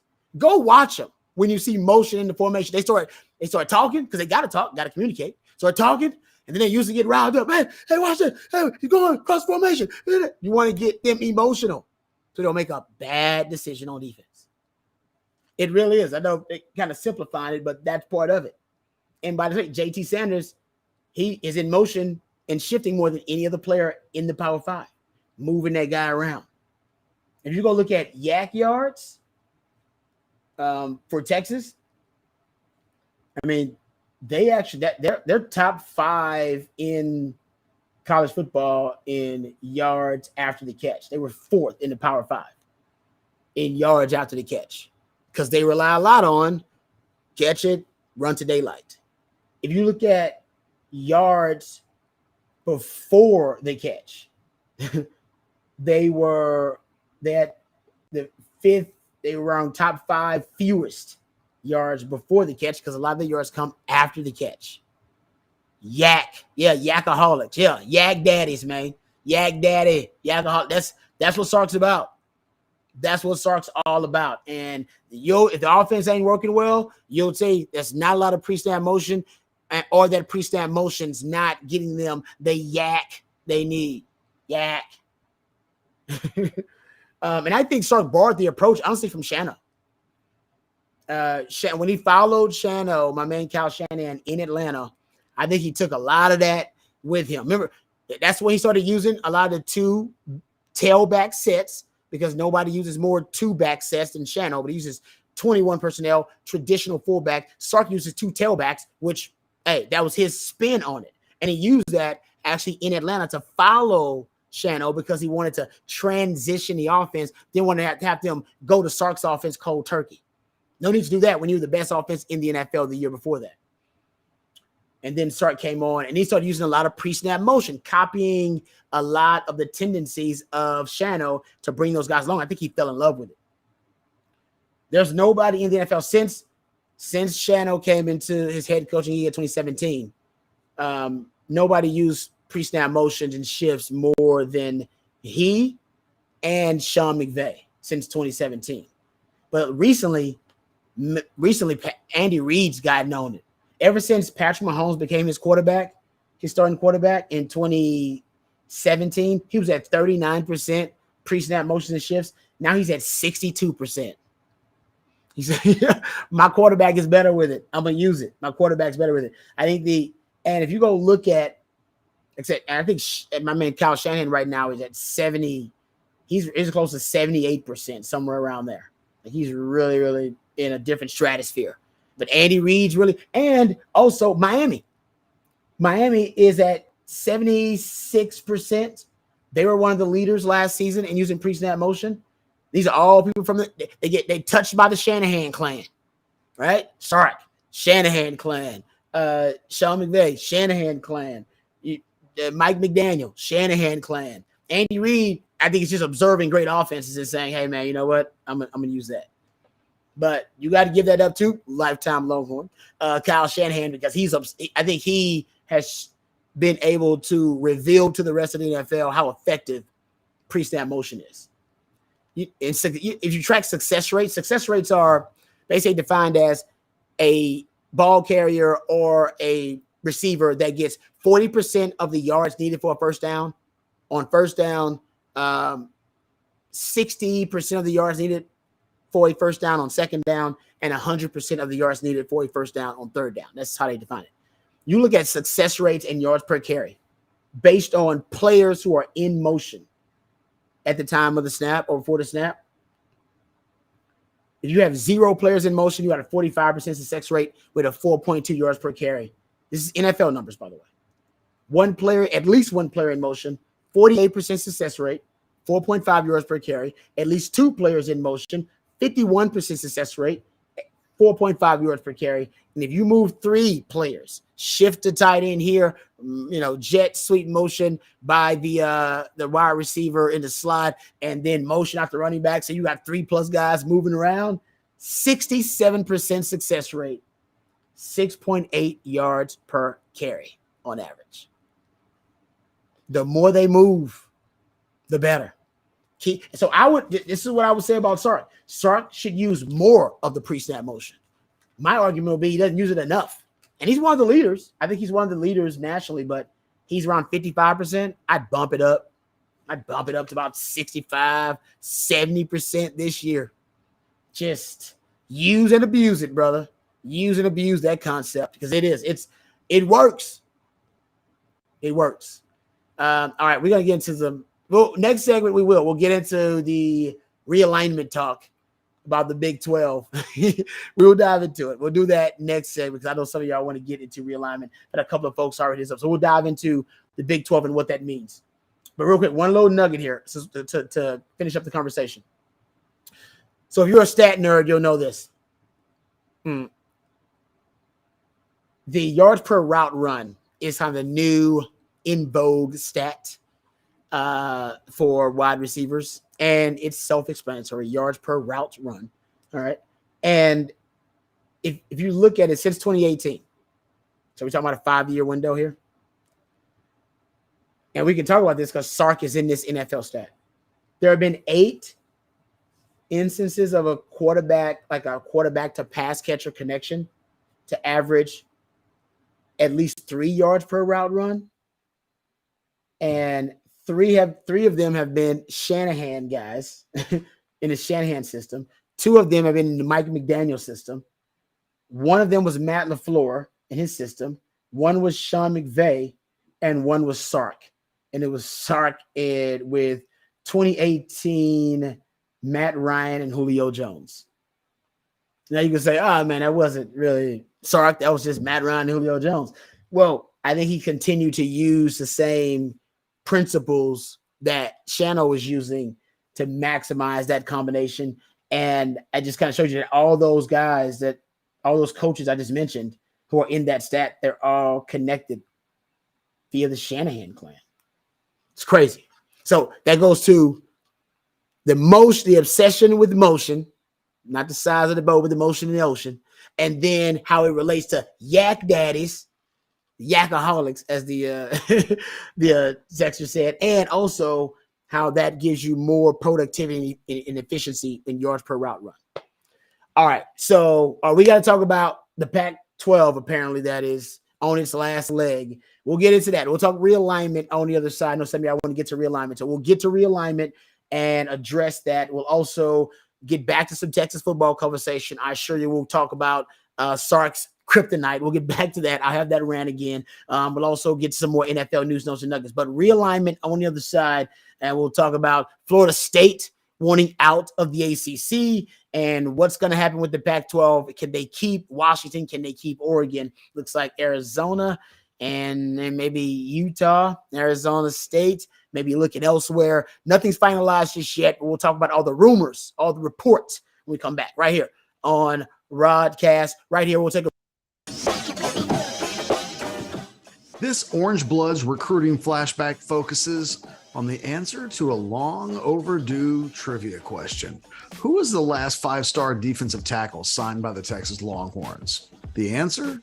Brenham defensive tackle Malcolm Brown out of the 2012 recruiting class. Brown finished as the nation's number 26 overall prospect, the 4th best player in the state of Texas, and the number 5 defensive tackle in the country, according to Rivals.com. In a year when the Longhorns signed 4 of the top 7 prospects in Texas, Jonathan Gray, Kendall Sanders, Caleb Jones, and Brown, only Brown emerged as a true success, as injuries and off-field incidents left scars on the entire 2012 recruiting class for the Longhorns. Early in Brown's recruitment, going into his junior season, Texas A&M was a big leader. In fact, he told Orangebloods that, quote, "It's close to home and I would like to go there. It's in the Big 12. There's some opportunities for me to go there and do some stuff on the defensive line." A year later, Brown was a Texas commitment, along with teammate Tim Cole, who committed on the same day in what turned out to be a massive head-to-head win over the Aggies. Brown told Orangebloods.com on the day he committed, "Basically, I want to be a Longhorn and I want to get a good education." Brown didn't earn his 5th star until his strong performances in the Under Armour All-America game after his senior season, which forced Rivals' hands in the rankings process. Brown was a member of the 2012 recruiting class that finished 2nd in the nation in the Rivals.com rankings, but was one of the biggest recruiting disasters in school history. Of the 28 players signed in the class, only Brown, Hassan Ridgeway, Duke Thomas, and Marcus Johnson played on Sundays. Most of the guys in that class never came close to the kind of success that Brown enjoyed throughout his career. All right, welcome back to the Rodcast. I'm going to get into some realignment conversation here because things are getting crazy in college football right now. It looks like the Pac-12 might be on its last leg. The reports were that they had today was the deadline, or at least this started this weekend, the deadline for them to agree to the Apple media rights deal, which had them, I believe, every school in the low $20 million per school when it came to their media rights revenue sharing deal. And they could equal the Big 12, maybe even surpass them, but it would be an incentive-based deal, and they would have to get a lot of subscriptions and things of that nature.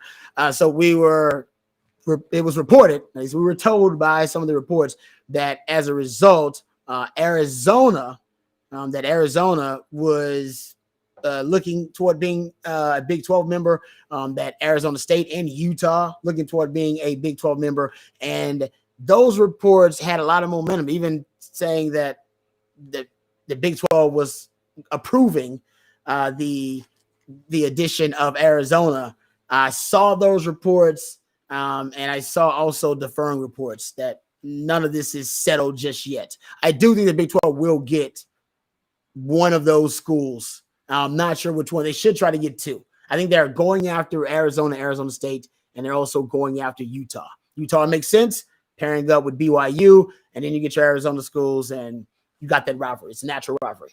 It's crazy that the Big 12 right now seems like they're in a position to be the third most stable conference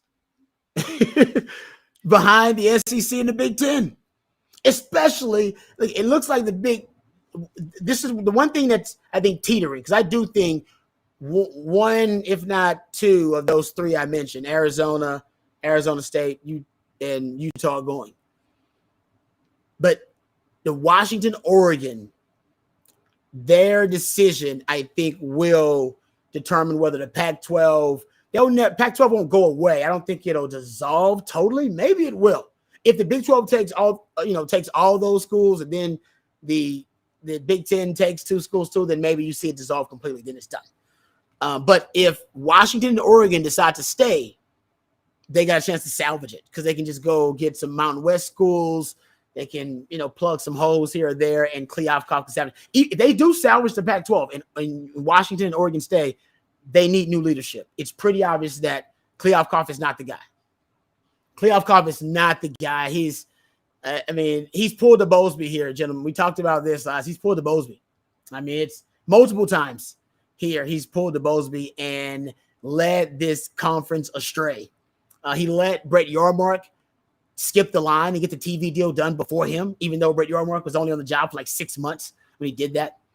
At one point, he was offered a deal by Bowlesby to merge the conferences, the Pac-12 and the Big 12, and he chose not to merge, and also said he didn't want to expand. And even after Texas and Oklahoma left, he had a chance to poach the Big 12, to go steal teams from the Big 12, to dissolve a weakened conference and strengthen his own, and he did not. Yeah. I feel bad for the conference, because it's not their fault. It's Kliavkoff. Bad leadership. We know about bad leadership because the Big 12 was under bad leadership with Bowlesby. And you wonder why Texas and Oklahoma left? Oklahoma, I'm sure, had their own reasons, so I don't speak for Oklahoma. My theories here is about Texas. It was more about leadership. Listen, the money is the money. It's good money. But Texas got a lot of money. So I'm sure that was a reason. It wasn't the main reason. I think the main reason was that we are in an uncertain time in college sports. You're talking about a lot of uncertainty. You got the NIL world, you got transfer portal. We don't know what the NCAA represents this time. You may have Uncle Sam in the federal government with some federal NIL legislation of some kind at one point. You got realignment happening more and more. Remember, realignment used to happen every decade or so? Now it's realignment all the time. Everybody's realigning. It's like realignment every year, every offseason, we start talking to realignment again. So you got all this movement happening, and a changing entertainment ecosystem. And I think Texas just figured, do we want Bob Bowlesby to be deciding the fate of Texas sports in the future? Or do we want to go with a visionary someone who's got great leadership skills, who's proven themselves and has built one of the best brands for college sports in the country. Yeah, I think it's why Texas went there too. It's like, man, we need leadership. And Bob Bowlesby, God bless him, he was not that. Remember, Bob Bowlesby is hanging out with Greg Sankey because they're on the college football playoff committee together, hanging out in Dallas every now and then, kicking it, whilst behind his back, Greg Sankey is poaching Texas and Oklahoma. They're plotting behind his back. So Greg Sankey just was what, it was a gangster move, but Bob Bowlesby's just not savvy enough for this current, in this current climate of college sports. You need somebody who is really on top of it. And Brett Yarmark is. Brett Yarmark is sharp, man. He don't miss a thing. And he's aggressive. He said, I want to be a disruptor. He's trying to disrupt. So I think he will get one school if he goes up to two, because right now they got 4. Well, I guess with Colorado, technically. They're not an official member yet but they will be. So Texas and Oklahoma leave, and then you get your 13, you bring in another one that's 14, and then you can bring in 2 more and get yourself to 16. So you bring in 3 more Pac-12 schools, and then you're there. And then if Washington and Oregon leave and go to the Big Ten, which is the latest report and rumor, that's it. That's all she wrote. And I can't help but think that basically the Pac-12 is Blockbuster Video. Blockbuster Video in 2000 had a chance to purchase Netflix for $50 million. And they scoffed at it because they figured, you know what, man, we're good. We have cornered the market. We have monopolized the market on home entertainment. How can it ever get any better than Blockbuster Video and the product that we offer? No technology will ever surpass this. And now I think Netflix is worth $190 billion or whatever it is. Yeah, that's Pac-12. And Pac-12 had numerous opportunities to end the Big 12 or weaken them. They never did it. Even Larry Scott at one time, after Texas A&M leaves, and I think it was like 2011, right after that, right around the time Texas A&M, Missouri, you had that exodus of teams. He had a chance to poach, some Oklahoma States, some Texas Techs, some of the other secondary brands, because he wasn't getting Texas and Oklahoma. And he basically said, no, they don't meet the standard of the Pac-12.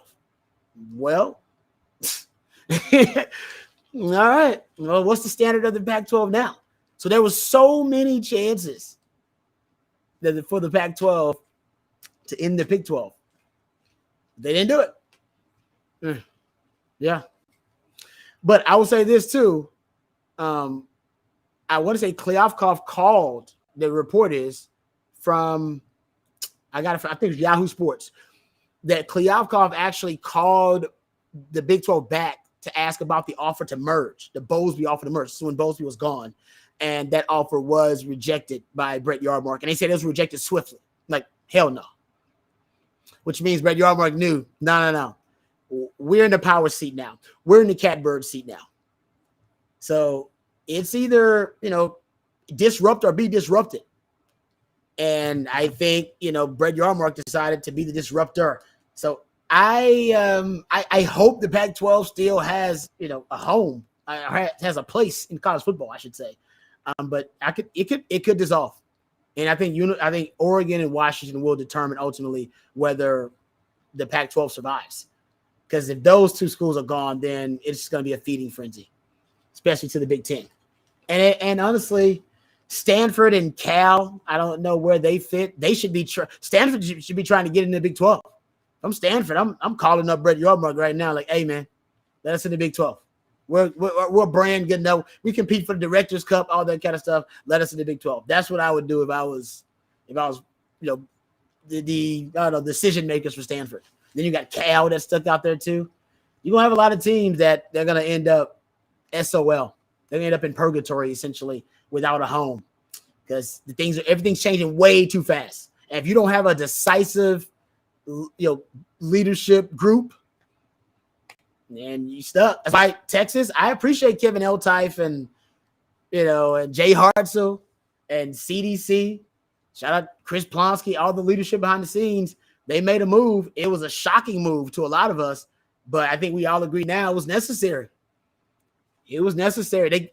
Texas decided to get them a place of stability early on before the fit hit the shan.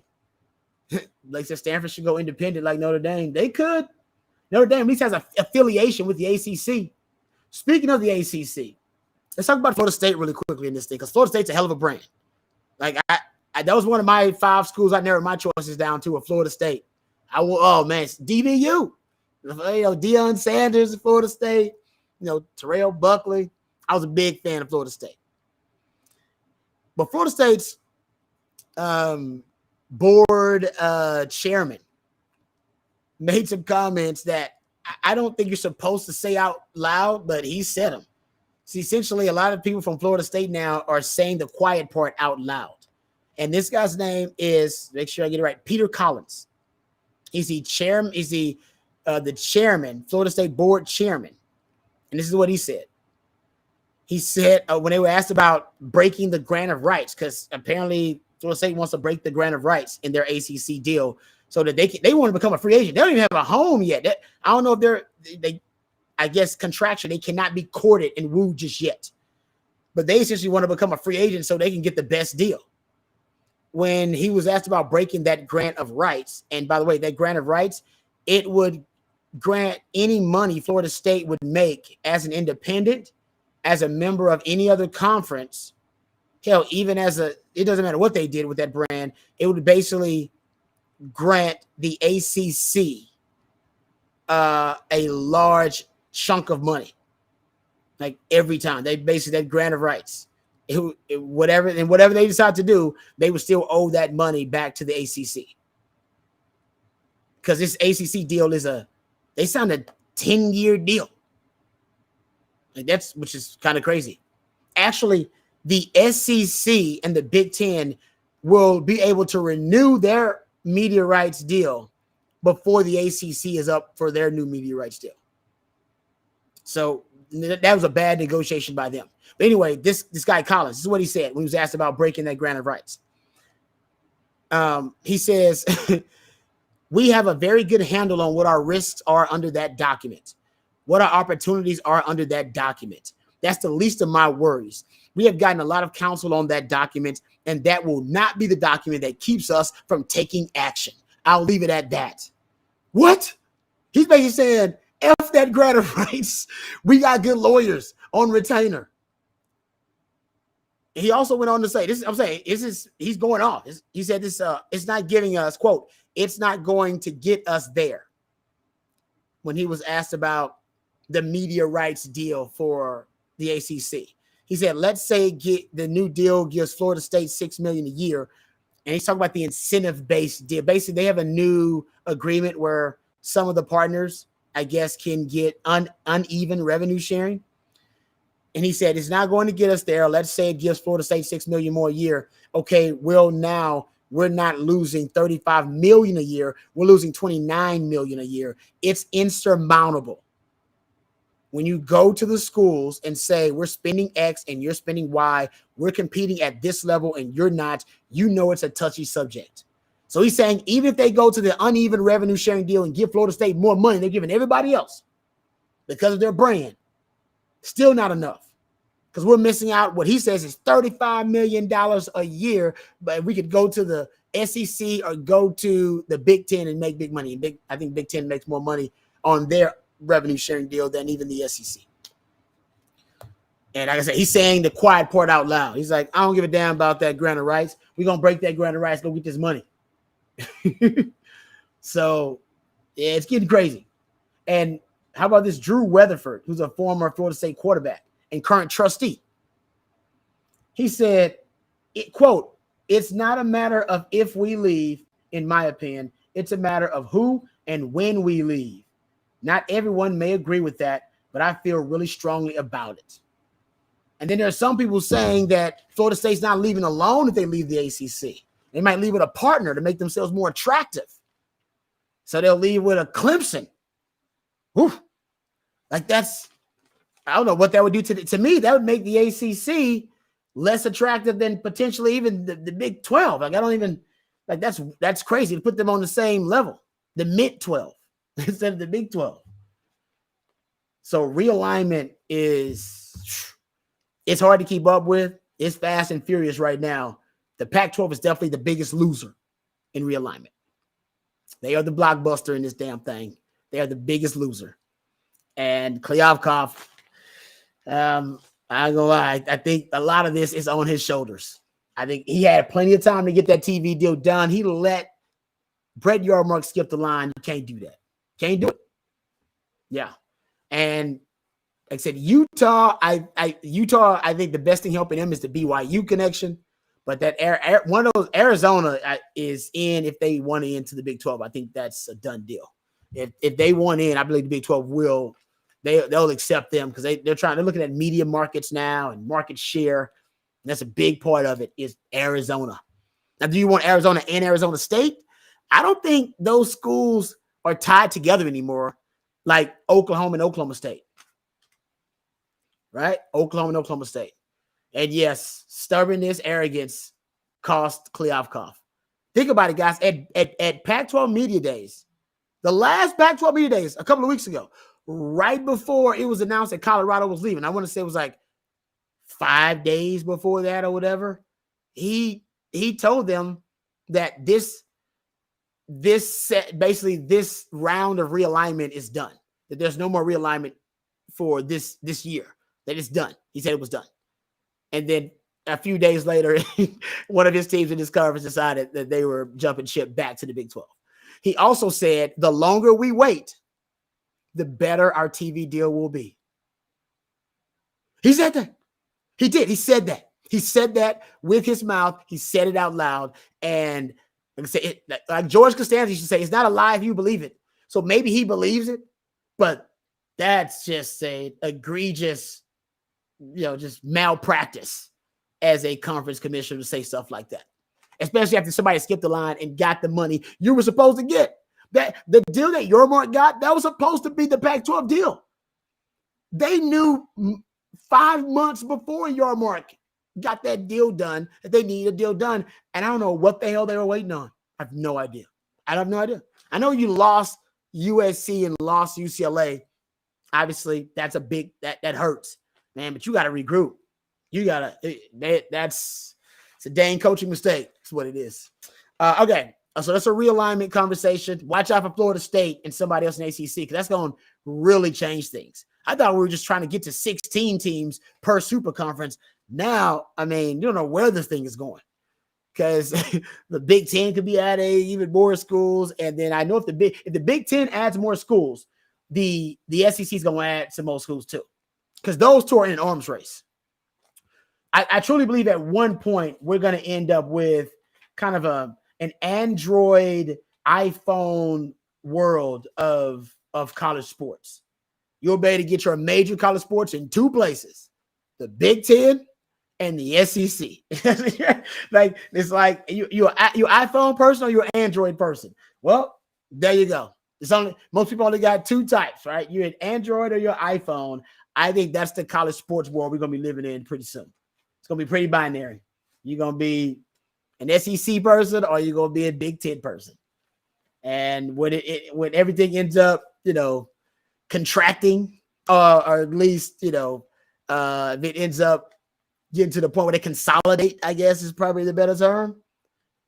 I think that's going to be two of them, guys. When you talk about major college sports, I'm talking about major college sports. It's just going to be two big brands. Right now, we're getting close, ain't we? If Florida State and Clemson leave the ACC, and then Notre Dame decides, you know what? My affiliation with y'all is done. I'm moving on. I want to affiliate with something else. I'm telling you, we're gonna live in an Android iPhone world. College boy. I love that. Andre says Big Ten definitely Android. Hey, I'm an iPhone guy, but we got an Apple household over here.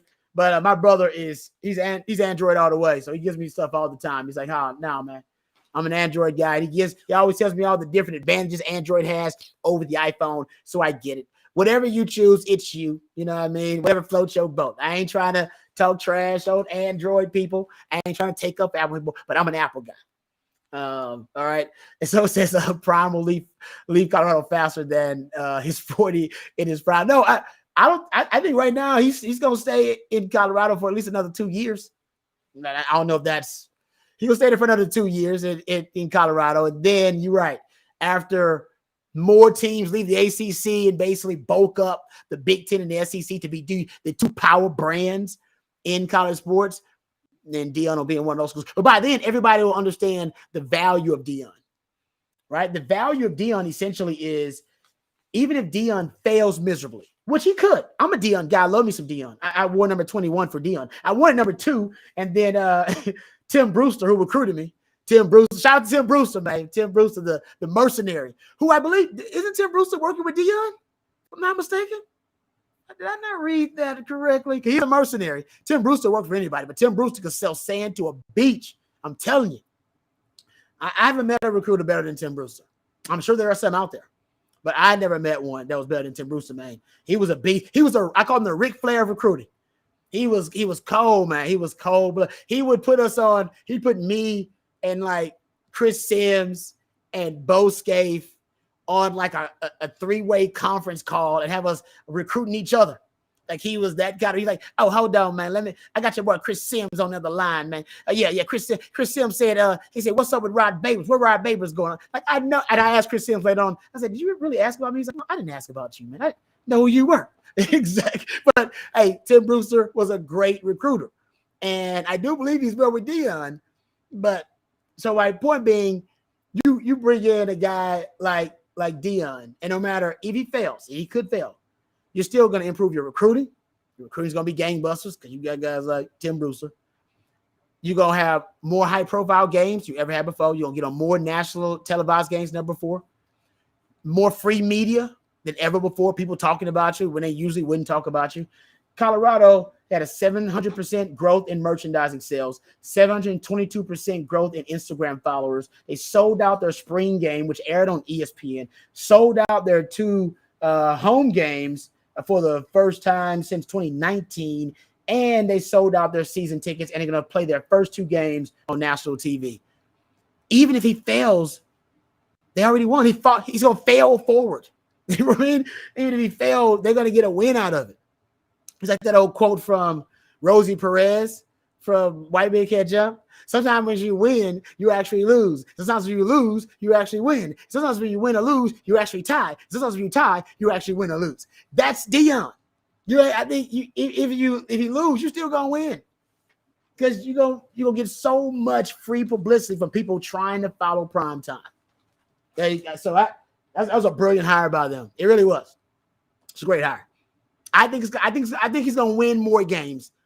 Well, they have to. He won 1 game last year, but I think he's actually going to make them a competitive program. I'll just say that. But I am a Deion fan. I did wear number 21. Want to wear number 2. And my man Tim Brewster, when I got the case, like, oh man, you don't want number 2. You want number 21 because you are already at Deion's level. Damn lie. I wasn't at Deion's level, but I took that number 21. And I will say this. I think it is still the greatest number 21 in Texas football history. Just saying. Texas football. I don't want to talk about all sports because then baseball, you got a couple of them over there. You were dirty. But in football, I believe I'm still the greatest number 21. And you know what? I don't want to be. I don't want to be the greatest number 21 in Texas football history. I want somebody to surpass this number 21. But is there a better number 21 in Texas football history? Find me one. Because I remember Jordan Whittington was number 21 at first. And you know what? Guys, honestly, I don't think it'll ever happen because guys change numbers so much, right? Like every star player, they don't take pride in numbers like I did. When you had a number back in the day, you want to make that number famous. Like, nah, I'm making this number famous. I'm sorry, I'm number 37, so number 37 about to be a beast. And now, guys, I have number 37. Then as soon as they ball out, they were like, nah, I'm switching numbers. I want that other number, that single digit. They did that a little bit. I mean, Sims did it a lot when I was here. But for the most part, man, guys stay with their number and try to ball out with the number. Now, everybody changes numbers. Someone says Colin Simmons needs to be number 21. Hey, just saying, yes, sir, number 13 and 30. I never changed numbers. I was the same number. I was number 2 in high school the whole time, 21 on the 40 acres. And like I said, I was hoping. Remember, Troy Murray was 21 for a minute. And remember, Troy Murray, the reports were he was getting starting reps as a freshman in training camp. And I was like, okay, finally, somebody's going to surpass Rod B to be the greatest number 21 in Texas football history. Didn't happen. Thought it was going to be Jay Witt. Jay Witt switched numbers. That ain't going to happen. So for now, it's still Rod B. Blake Gideon is basically me. Blake Gideon in the conversation. Just throwing it out there, man. It's a humble brag, real quick. All right, we come back. Anytime you guys got questions y'all want answered, you can throw that out there on the super chat. I'll hit it up. I'll address it. I promise you on that. We come back. We got to talk about Steve Sarkisian's Kryptonite. I'm a big comic book guy. All right, so I love the comic book adaptations of movies. We'll talk about his Kryptonite and how if he can find a way to overcome this, it might be the secret to success for Sark this year. We'll get into that and more. We come back. Let it breathe. Just take a break in 3, 2, 1. This Orangebloods recruiting flashback focuses on the answer to a long overdue trivia question. Who was the last 5-star defensive tackle signed by the Texas Longhorns? The answer? Brenham defensive tackle Malcolm Brown out of the 2012 recruiting class. Brown finished as the nation's number 26 overall prospect, the 4th best player in the state of Texas, and the number 5 defensive tackle in the country, according to Rivals.com. In a year when the Longhorns signed 4 of the top 7 prospects in Texas, Jonathan Gray, Kendall Sanders, Caleb Jones, and Brown, only Brown emerged as a true success, as injuries and off-field incidents left scars on the entire 2012 recruiting class for the Longhorns. Early in Brown's recruitment, going into his junior season, Texas A&M was a big leader. In fact, he told Orangebloods that, quote, "It's close to home and I would like to go there. It's in the Big 12. There's some opportunities for me to go there and do some stuff on the defensive line." A year later, Brown was a Texas commitment, along with teammate Tim Cole, who committed on the same day in what turned out to be a massive head-to-head win over the Aggies. Brown told Orangebloods.com on the day he committed, "Basically, I want to be a Longhorn and I want to get a good education." Brown didn't earn his 5th star until his strong performances in the Under Armour All-America game after his senior season, which forced Rivals' hands in the rankings process. Brown was a member of the 2012 recruiting class that finished 2nd in the nation in the Rivals.com rankings, but was one of the biggest recruiting disasters in school history. Of the 28 players signed in the class, only Brown, Hassan Ridgeway, Duke Thomas, and Marcus Johnson played on Sundays. Most of the guys in that class never came close to the kind of success that Brown enjoyed throughout his career. All right, welcome back, guys. John did ask if Keaton Crawford's number 21 now. I think you're right about that. I believe you are correct, unless he changed the number. I believe you're right about that, about it.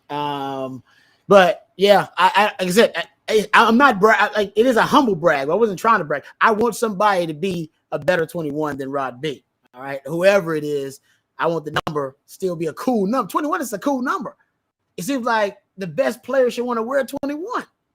For some reason, that's the case. Everybody wants the single digits, though. I wanted single digits. Everybody wants single digits. Single digits do make you look cool. But now the big boys can wear single digits. Now you got front 7 guys trying to wear single digits. So that's a whole nother conversation. We'll get into that maybe another day. Another day, another dollar. All right, let's get back to Texas football conversation, because I've identified, unfortunately, guys, what is Steve Sarkisian's Kryptonite. I love comic book movies. Oh, as a matter of fact, speaking of movies, sidebar, already bought the tickets to go see Oppenheimer. If you've seen Oppenheimer, give me some reviews on the chat. Let me know how it is, if it's legit. I heard it's 3 hours, so I'm ready to sit for 3 hours, but I'm excited about it. All right. I'm excited about seeing Oppenheimer. I think we're going Sunday. Have you heard that movie theaters are actually they're changing their times, like the viewing times. They're extending them. They're opening theaters earlier and extending them later, just for Oppenheimer and for Barbie too. I haven't seen Barbie, but for Barbie too. See, already. So already getting some good reviews. Yeah. So you know what? I'm excited. I just throw it out there. I'll give you my own Blackbuster review, maybe on the Rodcast on Monday, to let y'all know exactly how it is. I did not get the tickets to the Bob Bullock. I can't do that. Full disclosure. I was, just so you guys know, I was diagnosed with epilepsy in high school. Like, actually, nope, it was in middle school.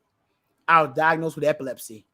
So I'm not supposed to be going into like the immersive experience, right? So I try to stay away from those kind of theaters, honestly. I've been advised to. Now, I haven't had an episode in forever. Like, I have an episode since I played in the NFL, but it advised me not to go to stuff like that. So I usually try to stay away from it. There you go. All right. So behind the curtain stuff. But I'm excited about going to the movie theater to watch Oppenheimer, just kind of on a regular screen. But what I will say is what's the last time I went to the theater to watch a movie? Man, it's been a minute.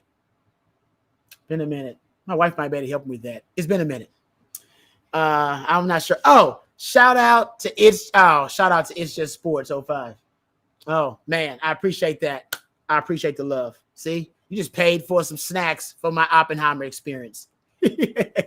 Just paid for some. I appreciate that on the super chat. Hey, if you got some questions or anything, It's Just Sports, hit me up. Let me know. All right. I am of service. I would like to be of service to the Longhorn community. All right, let's get right to it. Guys. Okay, so I've identified what I think is Sark's schematic kryptonite.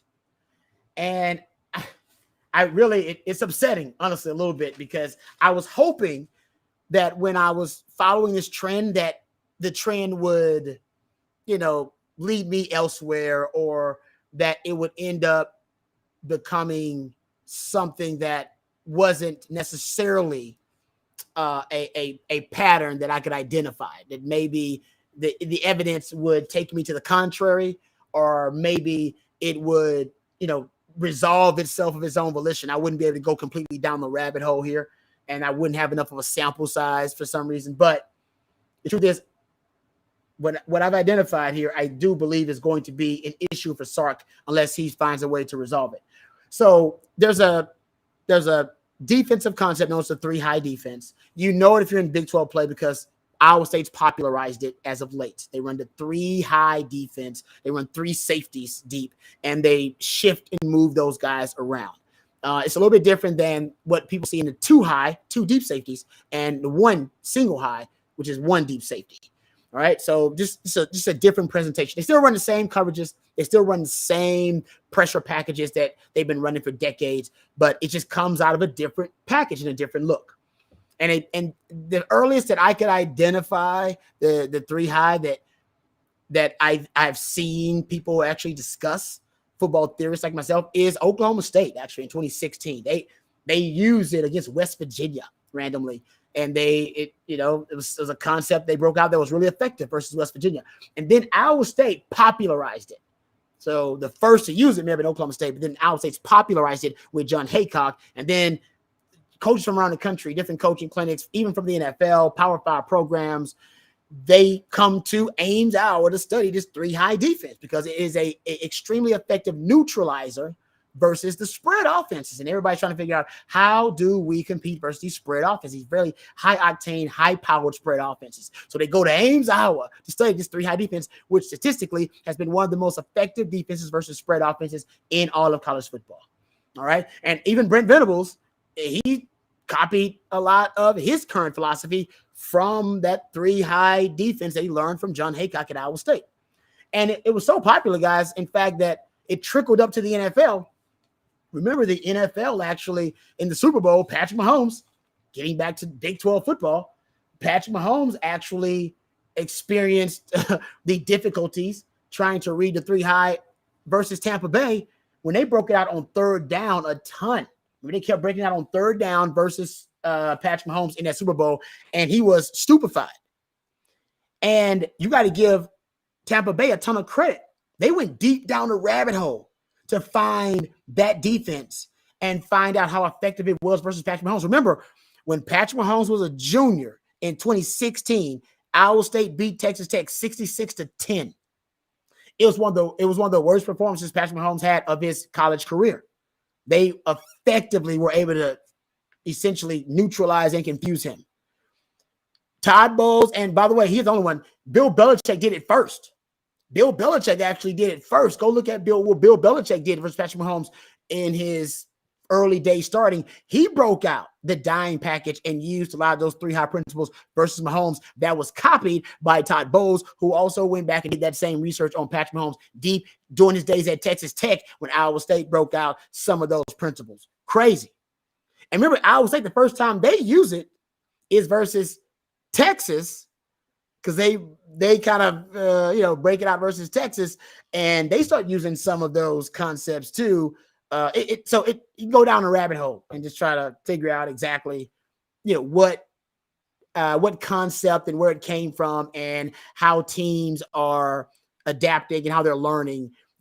What is effective and what's ineffective versus certain players. And I do think guys just went down that rabbit hole versus Patrick Mahomes. But anyway, when you start looking at that 3 high defense and Texas versus the 3 high, in the 2 years that Sark's been here at Texas, if you compare his average scoring in the last 2 years versus his scoring output versus teams that have the 3 high, he's scoring 9 points fewer per game. That's a lot of points. Over 9 points fewer per game. If you juxtapose Texas offensive output in the last 2 years versus 3 high defenses, juxtaposed to teams that run more traditional defensive packages without using those 3 high concepts, there's over a 2 touchdown difference in Sark's scoring output. 2 touchdowns. So if you're a defensive coordinator going up against Sark, you want to use the 3 high concept. Even if you don't major in it, you want to minor in it because it matches up well with his offensive philosophy and his offensive ideology. Even going back to 2020, before he got to Texas, when Alabama's offense faced Arkansas and Barry Odom was running that 3 high, 3 down defense with Arkansas, remember, Mac Jones, and that's one of the most prolific offenses in the history of college football. And it was Sark's probably favorite offense. It was Sark's favorite offense that he's ever run, just because of how effective it was. It was rarely off schedule. Mac Jones was always able to hit his first read, and those guys were explosive. And I bet if you ask Sark, hey man, what's your ideal offense? He'd probably point to 2020 Alabama. But when that offense went up against that Arkansas defense, and by the way, they beat them 52-3. So Alabama beat them handily. But they only had 208 yards passing, 7.2 yards per attempt, 0 touchdowns, 0 interceptions. In the other 12 games that Bama played that year, they averaged 357 yards passing, 11.5 yards per attempt, and had 41 touchdowns to 4 interceptions. Arkansas had four turnovers in that game and only 188 yards on offense, so they were terrible. And they allowed a non-offensive touchdown, so they got blown out. But their rush defense, Najee Harris and Brian Robinson combined averaged less than 4 yards per carry. So it wasn't the defense fault. And we know how Texas performed versus that Barry Odom Arkansas defense in 2021. So I went and looked at third downs. Let's look at third down conversion percentage versus 3 high, 3 down defenses, 37%, versus non-3 high, 3 down defenses or defenses that practice more traditional presentations, 44% conversion rate. Big difference.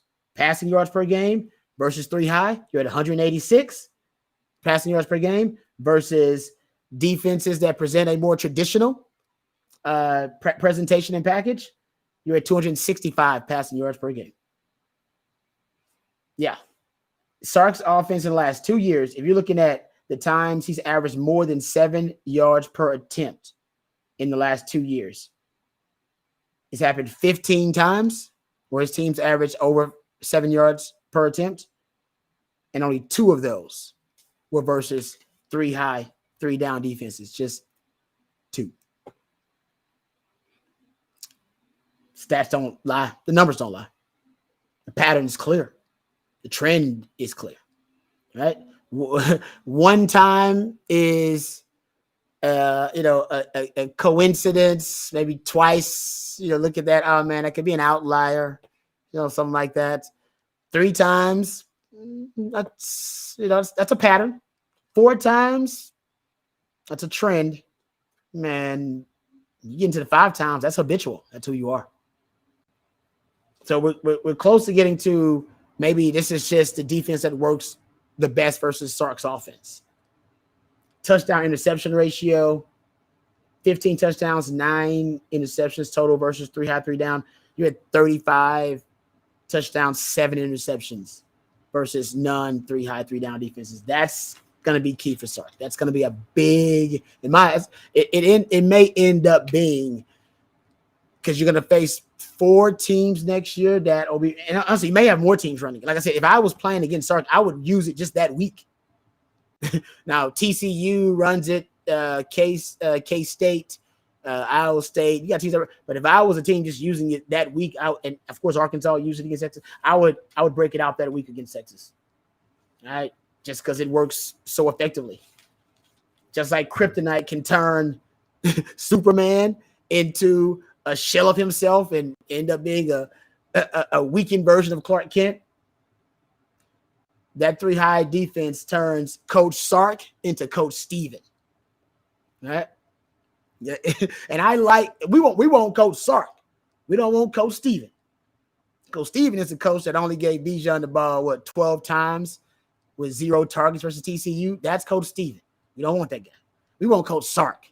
Coach Sark's a badass. One of the more brilliant minds in college football when it comes to his offensive acumen. Yeah, that's Coach Sark. Coach Steven is the guy that had a broken hand quarterback throwing to a broken hand wide receiver in the Oklahoma State game and overthrowing him 14 times. That's Coach Steven. We don't want that guy. Coach Steven is the guy that was going off, cussing out the bowl official in Washington. That's Coach Steven. We don't want that guy. We want Coach Sark. That's our guy. That's our coach. And this Kryptonite of the 3 high, yeah, he goes from Superman to Clark Kent, from Sark to Steven. That's what we want to avoid. They're 500 versus, and this is interesting. I love that this texter brought this up, and I'm going to dive into this, and I could end the show on this rant as possible. I was thinking about getting into something else, but I could end the show on this rant that, one of the ways to exploit one of the loopholes to this 3 high, 3 down look, it may just be power football, which is what Sark did in the Iowa State game. Let's just run the damn ball.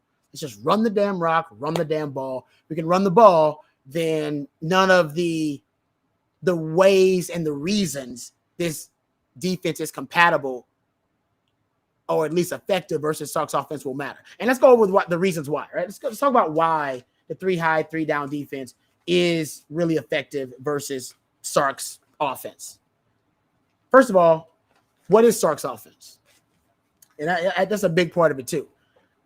First of all, Sark's offense, one of the ways he describes it as is an RPO-based passing game. And that's one of the tent poles of Sark's offense, that is an RPO-based passing game. And if it's an RPO-based passing game, then that means a lot of the concepts for the RPO are based on the box count, right? Counting numbers in the box. You got the numbers advantage in the box offensively, hand the ball off to your running back, you got the numbers advantage. If you don't have numbers advantage in the box, you got the numbers advantage outside. So you pull the ball and you're going to throw it if you don't have the numbers advantage. You're simply counting. Anybody can do that, right? You count the numbers. Boom, we got more than them. Let's go. Let's hand it off. The 3 high distorts that pre-snap read for the quarterback via disguise. And it basically confuses the box count for the quarterback. The RPO is described as the RPO is a truth that tells a lie, right? It can be a lie that tells the truth at the same time, because you're putting a defender in conflict, and no matter what decision that defender makes, it's going to be the wrong decision.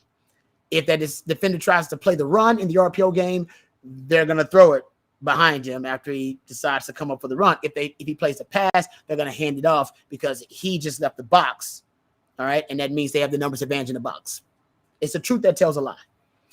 The 3-high, 3-down defense actually allows you to combat that a little bit because there's so much distortion with the 3-high. And keep in mind also, the 3-high is relatively new. We're talking about, 7 years of the 3-high being around. So all of the coverages and fronts and pressures you run within that package and that presentation are still the same ones that they've been running for decades. It just looks so different. And think like that. There are cover 1 beaters, cover 2 beaters, cover 3 beaters, cover 4 beaters. There are beaters built in to every offense based on the coverage that is identified. But if you have a harder time identifying the coverage, you have a harder time being able to identify and effectively be able to hit those coverage beaters.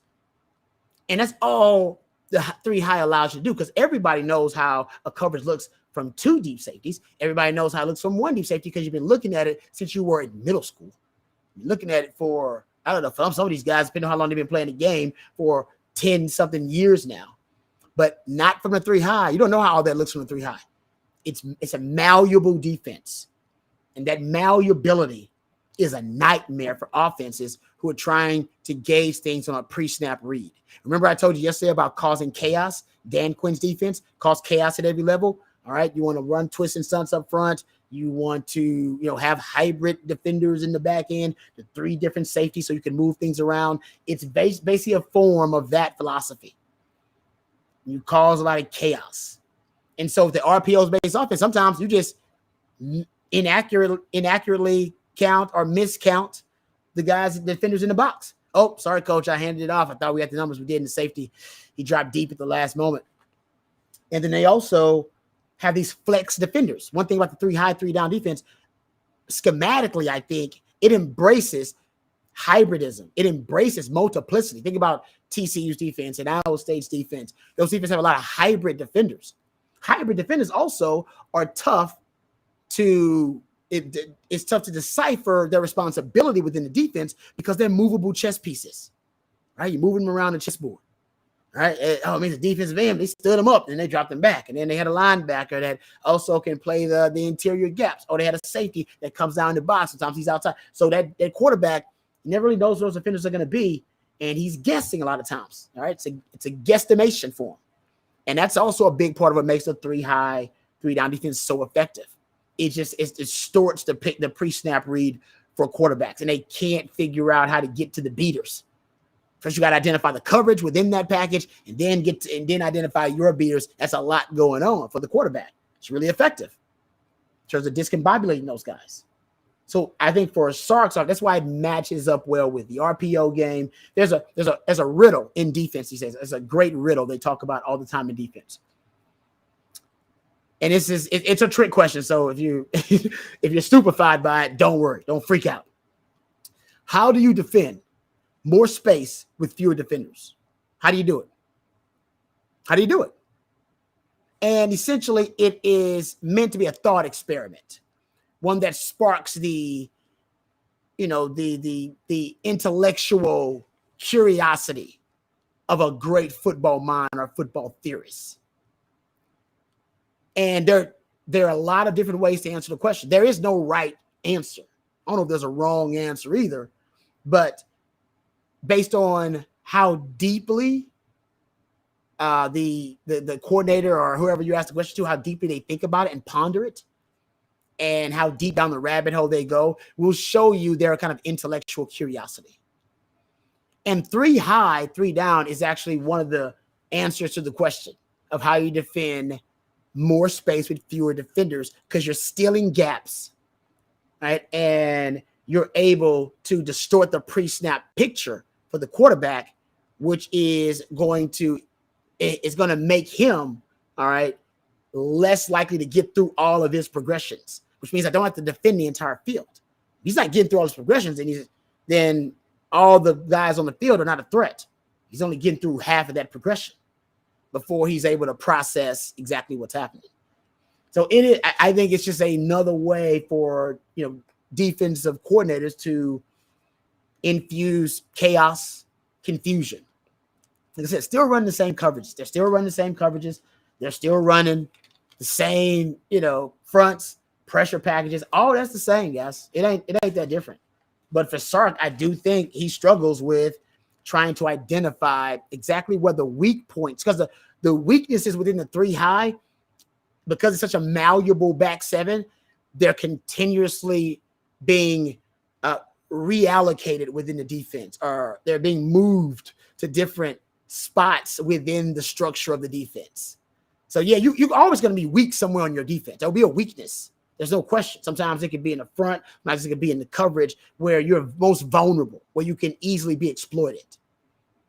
But if you can move that weakness around so that the quarterback can't identify where the weakness is and how the hell they're going to exploit it, it might just be playing to your strength the whole time. This is part of the chess match within the game I talk about by Sark guy that he's got to win. This is the chess match within the game. All right, they're trying to hide their weakness. You're trying to identify it. Yeah, exactly. You get the quarterback to make the wrong read first. Yeah, I think it right now for Sark, that's the defense I'd use.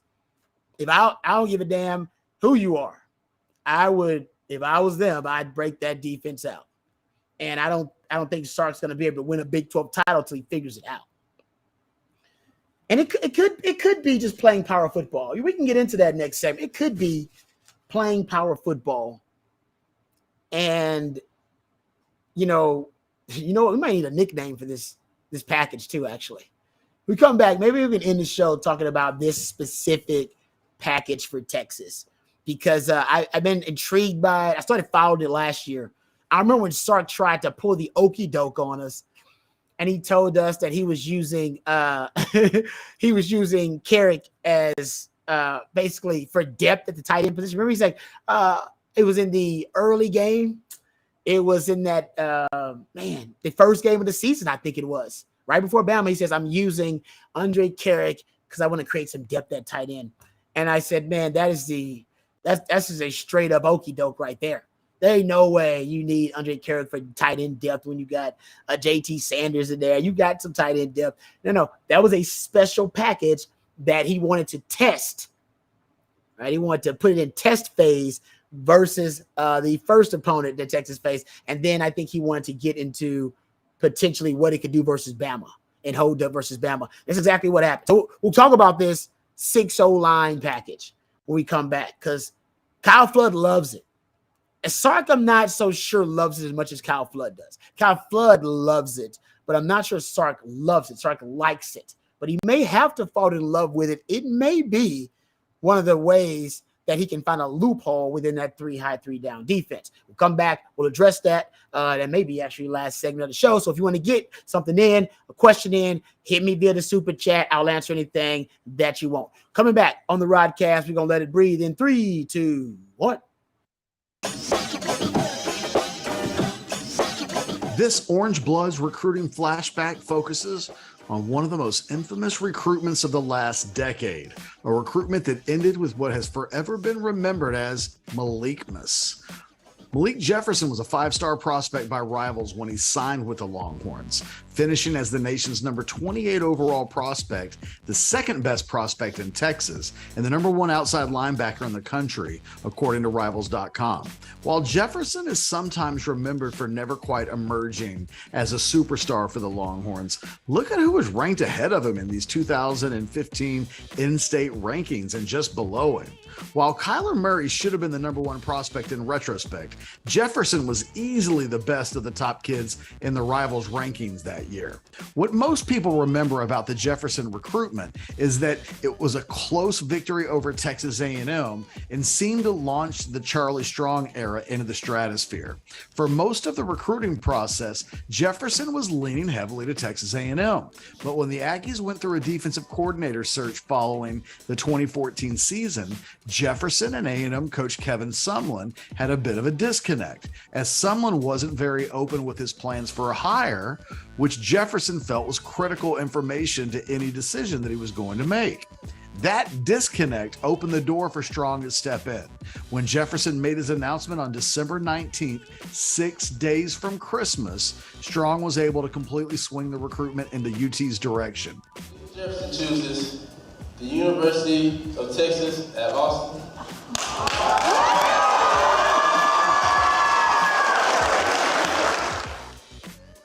Jefferson was part of a 2015 recruiting class that finished 12th in the nation in the final Rivals.com rankings in what turned out to be Charlie Strong's first full recruiting class as coach of the Longhorns.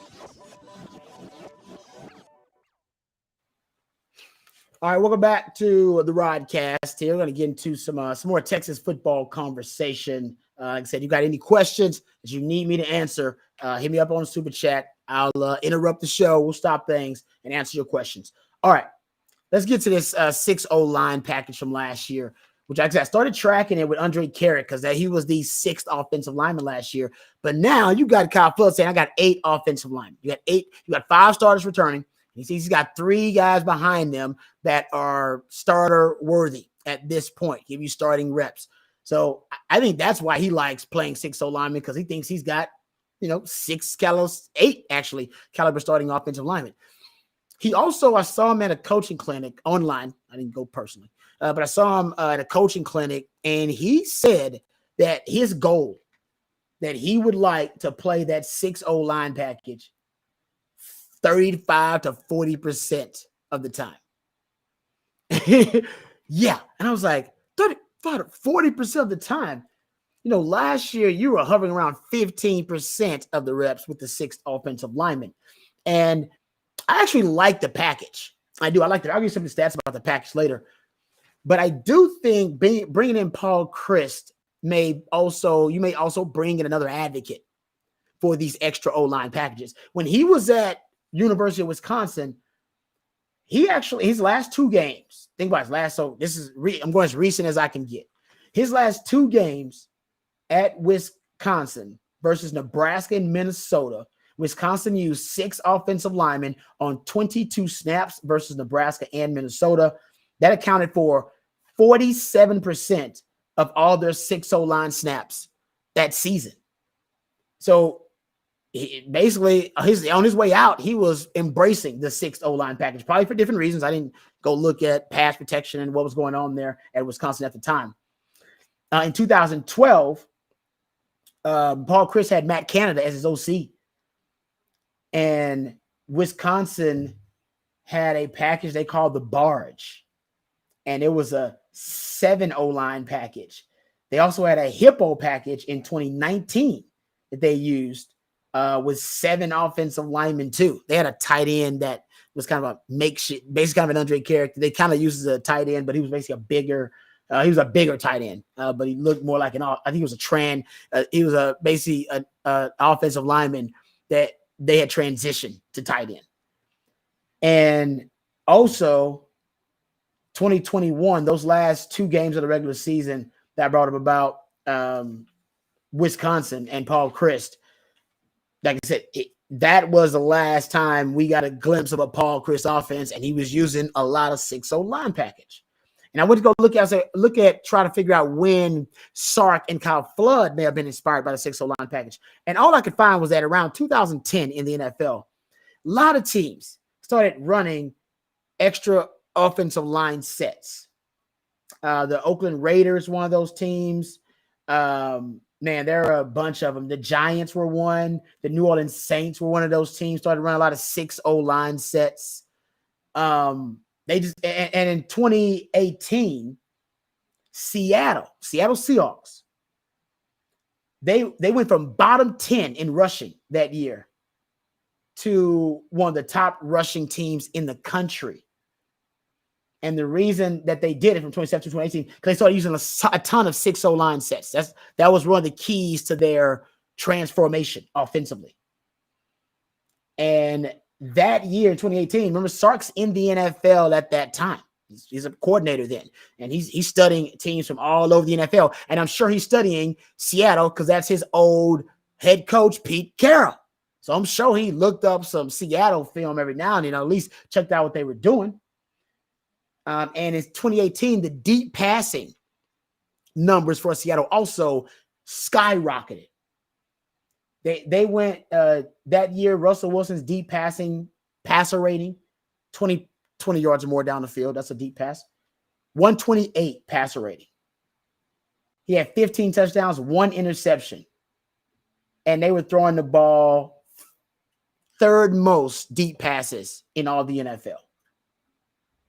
And they basically threw fewer than 27 passes per game. But when they threw it, they were throwing it deep. They were playing a lot of 6 O-line packages, and they were chunking it deep down the field. And even in 2019, remember that Seattle actually had a game on Monday Night Football where they used 6 O-linemen, I should say, 32 of 43 rushes. Like most of their rushes, they were using 6 offensive linemen. It was on Monday Night Football, so everybody was watching it and talking about it.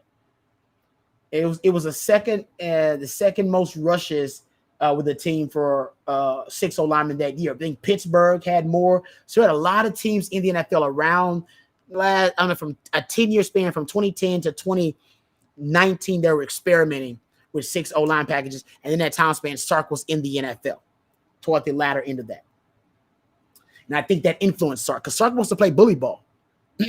There's something in Sark that wants to play some bully ball. He's talked about this, right? He'll play some bully ball. And I think when he started looking at the ways to do it, he started thinking about these 6 O-linemen. And remember, Kyle Flood was with him in Atlanta. Right? So they've been together for a while now, plotting and scheming their offensive tendencies and philosophies. And the Patriots, I remember the Patriots used a lot of 6 O-linemen too. And everybody copies and mimics the Patriots. 2014 through like 2016, I remember the Patriots using a lot of 6 O-linemen in their packages. And right around, like I said, after that, Sark's in the NFL. So my assumption, just my theory, my hypothesis is that Sark, he saw it somewhere in the NFL. I'd love somebody to ask him one day, where'd you pick it up? Where'd you pick it up? And I bet he'd say in his time in the NFL. But Paul Chris coming, like I said, Paul Chris is a big fan of it. Big fan of big humans. And we know Sark likes big humans, big old humans. And I was actually looking, and something that people don't really think about when you talk about the big humans with Sark is sometimes when you look at the actual, like the productivity when you're in power personnel packages, which is basically what a 6 O-line package would be considered. It'd be considered a power personnel package. That's the best time to catch the defense slipping and chunk it. Like Seattle was just doing, right? I just told you Seattle was just doing in 2019, but I just gave you the stats about Seattle and how they like to throw it deep with their 6 O-line packages. This is why I think that Sark got some of those tendencies from Pete Carroll, his old head coach, when he was watching them when they were both in the NFL. Because if you go look at the deep ball rate for Texas in the 6 O-line package, when they threw it deep in the 6 O-line package, which by the way, they didn't throw it a lot. They only had a 30% pass rate, a little above 30% pass rate when they're throwing out of that 6 O-line package. But when they threw a deep ball, they had like a 92% play action pass rate throwing that deep ball. They were chunking it. They throw it deep, they go use play action pass with it. Because you get the defense thinking about run, 6 O-line package, they're going to run it, and then play action pass, boom, you go over the top. Like I said, Seattle was doing that too. But this works all throughout the NFL. I went and look at this. I went and looked at 6 O-line packages in the NFL groupings and the yards per route run out of those packages. That's a analytical stat about the efficiency of the wide receivers. But it also talks about the passing game, of course. So probably more reflective of the passing game. In 6 O-line packages from 2020 to 2022, 6 O-line packages had the highest yards per route run in the NFL. It was higher than your 12 personnel packages or 13. You were at 2.98 and 2.90. of your basically your groupings. You're at 2.98 yards per route run and 2.90 yards per route run. Because when you are playing it in that power personnel package, it's pretty easy to convince the defense you're going to run it. And then when they're convinced you're going to run it, it's easy to deceive them and throw it over the top. Present power personnel packages and pivot to pass principles, or specifically play action pass principles. I know that's a lot of P's. It's a lot of alliteration there. Present power personnel packages and pivot to play action pass principles. There you go. And that's happening everywhere. By the way, the NFL is figuring this out too. You know who's actually opened the eyes of the NFL to presenting power personnel packages and then pivoting to play action pass principles? My man Kyle Shanahan. I hate to bring it back to him again. This was the first season in 17 years in the NFL where 21 personnel usage actually went up. It actually increased. First time in 17 years. By the way, Sark last season used it probably more than he's ever used it too, because he had Bijan and Rojo in the backfield. And by the way, just keeping up with it, the most effective and the most explosive personnel package for Texas last season, 21 personnel. Yeah, 2 backs, 1 tight end. The most explosive personnel package, and it had the highest yards per attempt was out of 21 personnel. So it tracks even with Texas, because you're presenting the defense with a power personnel package. They're thinking they're going to run it. It's Bijan back there, 21 personnel. They're going to run it, and then you throw it, and you catch them off guard. And they're trying to match up with your power personnel package. So what are they doing? They're putting in run-oriented defenders, linebackers, D linemen, not guys that can cover. And then all you got to do is find the matchup advantage. So for Sark, I don't know if he likes this package as much as Kyle Flood likes it, but I think you're going to see a lot more of it, because if he can't figure out the 3 high, 3 down, sometimes just breaking out the power run game like they did last year with Rojo and Bijan, that's the best formula and the best recipe for a remedy. And last season, they were effective out of the 6-0 line package in running the football, but they can be a lot more effective with a veteran offensive line, bringing back the entire group and upgrading and having guys who are backups who are with a higher upside.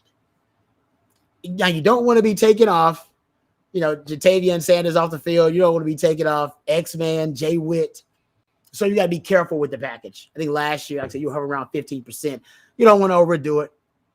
But I think it definitely has a place. And I think with Paul Chris coming back, it's got a place. I think you have one of the deepest offensive lines in the country. So that's why it has a place too, because your O-line is really, really deep. I mean, that 2022 recruiting class for an offensive line, I mean, some people regard that, and I've seen just some of the rankings, and I don't talk a lot about recruiting, of course, but some of the rankings say that basically that offensive line class for Texas in 2022 was the best offensive line recruiting haul in the last 5 years for any school. Bama, Georgia, doesn't matter. So if that is the case, you got to get them guys on the field. And I think the 6 O-line package, you're going to see some more of it. I don't know who's going to be the 6 offensive lineman. I don't know that. But I know Kyle Flood says he got 8 linemen that can start. Paul Chris is coming in. He likes 6 offensive linemen. He was playing a ton of them his last couple of days there in Wisconsin. We know Sark played a lot of it last year, first time playing last year. He wants to play bully ball. He knows it provides him with a lot more protection. All right. So, I think, provides him with a lot more protection in the passing game. So I think that's also a part of it too. You know what I mean? Because he wants his quarterback to be protected. And that's why he wants to take those deep shots. He's a big game hunter. He's going downfield. He's going downtown. And you need protection to do that. On my quarterback getting hurt, 6 O-linemen help you do that too. So and it does sound this year with all the skill talent that is kind of counterintuitive and counterproductive. But I think it has a place. All right. Now, we didn't, like last year, I think they were just, experimenting with it a lot, honestly, because Kyle Flood says they want to do it 35 to 40%, which that will never happen in Sark's offense. I don't even know where he got that number from, but I tell you, that's the number that he threw out there. But I think that a more realistic number is probably around maybe close to 20%. Depends on the running game. Listen, if the running game needs a boost and needs some juice, if he needs some juice and he needs a boost, hey, give it some girth. I know that sounded dirty. Give it some girth. Just add some beef to the situation. All right, add some beef to the situation, and maybe they can play some bully ball. So I think that's a big part of it too. That if the running game's not what we thought it was, and we watched the bowl game without Bijan and Rojo, without them train wheels, you saw the running game average less than 3 yards per carry. So that could also infuse some juice in the running game and help you find a remedy to overcome the 3-high, 3-down defense, which has been it's scary how effective it's been versus Sark. It is. Like I said, I will. And by the way, he's better. I'm not going to bore you after that and get deeper into numbers. He's better last season than he was in his first season at Texas versus that concept. But maybe and I know 12 personnel is something Sark loves. Sark wants to play 2 tight ends roughly 40% of the time. He does. He wants to play. He likes being able to push teams around with a physical running game. But last year, instead of playing the extra tight end, he just threw it an extra offensive lineman. And that's the thing to watch, too. The thing to watch is if they don't have faith in their second tight end after JT Sanders, there's too much of a drop-off after JT Sanders, and you think you get more bang for your buck with an extra body in the running game to win the numbers advantage and the size and girth advantage, you can go there. And you also can decide, you know what, this is for us. This is a more than just a novelty package. This is more than just something that we throw out there situationally, that we can actually start games with it sometimes. So, yeah, it's interesting. I think, we're going to see it. Like I said, I just don't know how much we're going to see it. And also, something else I think that we'll get into as well is how big this offensive line is compared to the rest of the offensive line. We'll get into that next week a little bit because, man, big humans does not describe how Texas offensive line right now, how mammoth it is. Like, we haven't had a Texas offensive line this big in a minute. When I played, we had Mike Davis on the we had not Mike Davis. We had Mike Williams. Mike Davis ain't that big, so he wouldn't have been on the O-line. We had Mike Williams on the O-line, first-round pick. Leonard Davis, who was one of the biggest human beings I've ever seen in my life. All right. We had some size. We had some guys that were some of the biggest offensive linemen in college football. So that was some of that back then. I think now Sark's getting back to it. And it basically I think it's an SEC thing, but Sark says it's not an SEC thing. Sark claims the reason he's built this roster the way he has built it with the big humans. And shout out to the Pancake Factory, man. BMDs, them big money donors and boosters. Shout out to the Pancake Factory. I know Kyle Flood can recruit. I ain't nothing against Kyle Flood. But, hey, man, that Pancake Factory, that $50,000 a year for each offensive lineman, it does help. It does help, all right? Texas winning the arms race of the NIL world as well. But Sark said the reason that he built and constructed the roster the way he did was because he was looking at college football playoff teams, and he wanted to build a roster that can compete with college football playoff teams. Now, ipso facto, you still end up building a team that can compete in the SEC because most of the teams in the college football playoff are SEC teams. So he still is building an SEC squad, but not for that reason. He's not building it for the reason to go to the SEC. But the big humans, man, if Texas can't move other humans out of the way. One thing I took from Tom Herman that I really liked was his definition of football. Definition of football, he said, was really simple. Moving another human being against their will. It's not bad. I like that. And that's what Texas offensive line needs to do a ton of this year. Remember last year with Bijan and Rojo, if you look at the analytics, and we'll be diving deeper into this stuff as we get close to the season, the offensive line was a subpar run blocking offensive line. They actually were a better pass blocking offensive line last season than run blocking. They were a below average run blocking offensive line. And a lot of plays that should have been negative plays. I gave you these stats yesterday. Should have been, could have been, shoulda, woulda, coulda. been negative plays ended up being positive plays because of the generational, extraordinary, elite ability of Bijan Robinson and Rojo to break tackles and turn something that was negative into a positive. They did it probably as good as any duo in the country. Not probably. They did it better than any duo in the country. And Texas missed that in the bowl game. Those negative plays that shoulda, woulda, coulda been negative plays with Bijan and Rojo, they actually were. And you average less than 3 yards per carry in the run game. So the running game needs juice. It needs, anticipation. It needs some of that innovation. From Sark, so I was bringing in Paul Chris too. So I think a big part of, a schematic advantage in that way, this could be throwing out another O lineman, just chunking it out there. So keep that. Keep that in mind when you see it. You're gonna see it, but keep in mind how much they're using it and in what situations they're gonna use it. That's gonna be big too. Okay. I hit a lot of Texas football discussion, so I guarantee you next week we'll start talking more about the practice reports. We'll get into some deeper practice reports. I just want to get into some football theory and break down some stuff for you guys. So I appreciate all you guys and all your comments. Appreciate the shout outs with the super chats as well. You guys are awesome. And we just getting started. First, when football season gets going, we're not going to have enough time on the Rodcast to address everything. I can assure you on that. All right. But over the weekend, I'm going to go see Oppenheimer. I'll have a review for Oppenheimer. No spoilers. I'm not a spoiler alert guy. So we don't spoil around here. All right. That ain't happening. I'll give you a thorough review without spoiling a damn thing. All right. That's part of the job. We can do that. We'll have fun with that coming up on Monday. And like I said, we'll go through some actual practice reports. By then, we'll have enough sample size. I don't want to go through every individual day of practice trying to figure out, oh, man, this guy had a great day. This guy had a good day. Just give me a sample size first.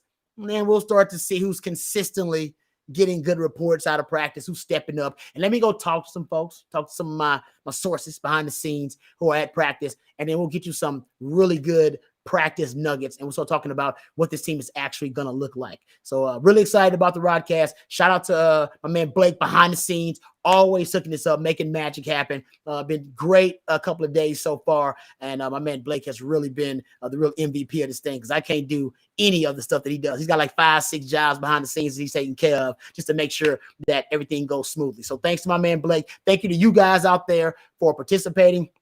All the chats, really appreciate it. We're coming back next week. We'll get better. We'll be better. I guarantee. It's my third time being on YouTube, so I guarantee you, once I get comfortable on this platform, getting some more reps, I'll be performing at a high level. Right around the time the Longhorns perform at a high level, baby, we'll be in full groove. All right, so we'll come back next week. Remember, the revolution will not be televised. We'll talk about it right here on the Rodcast. Everybody have a great weekend. I love you guys. I really appreciate you guys, and come on back next time.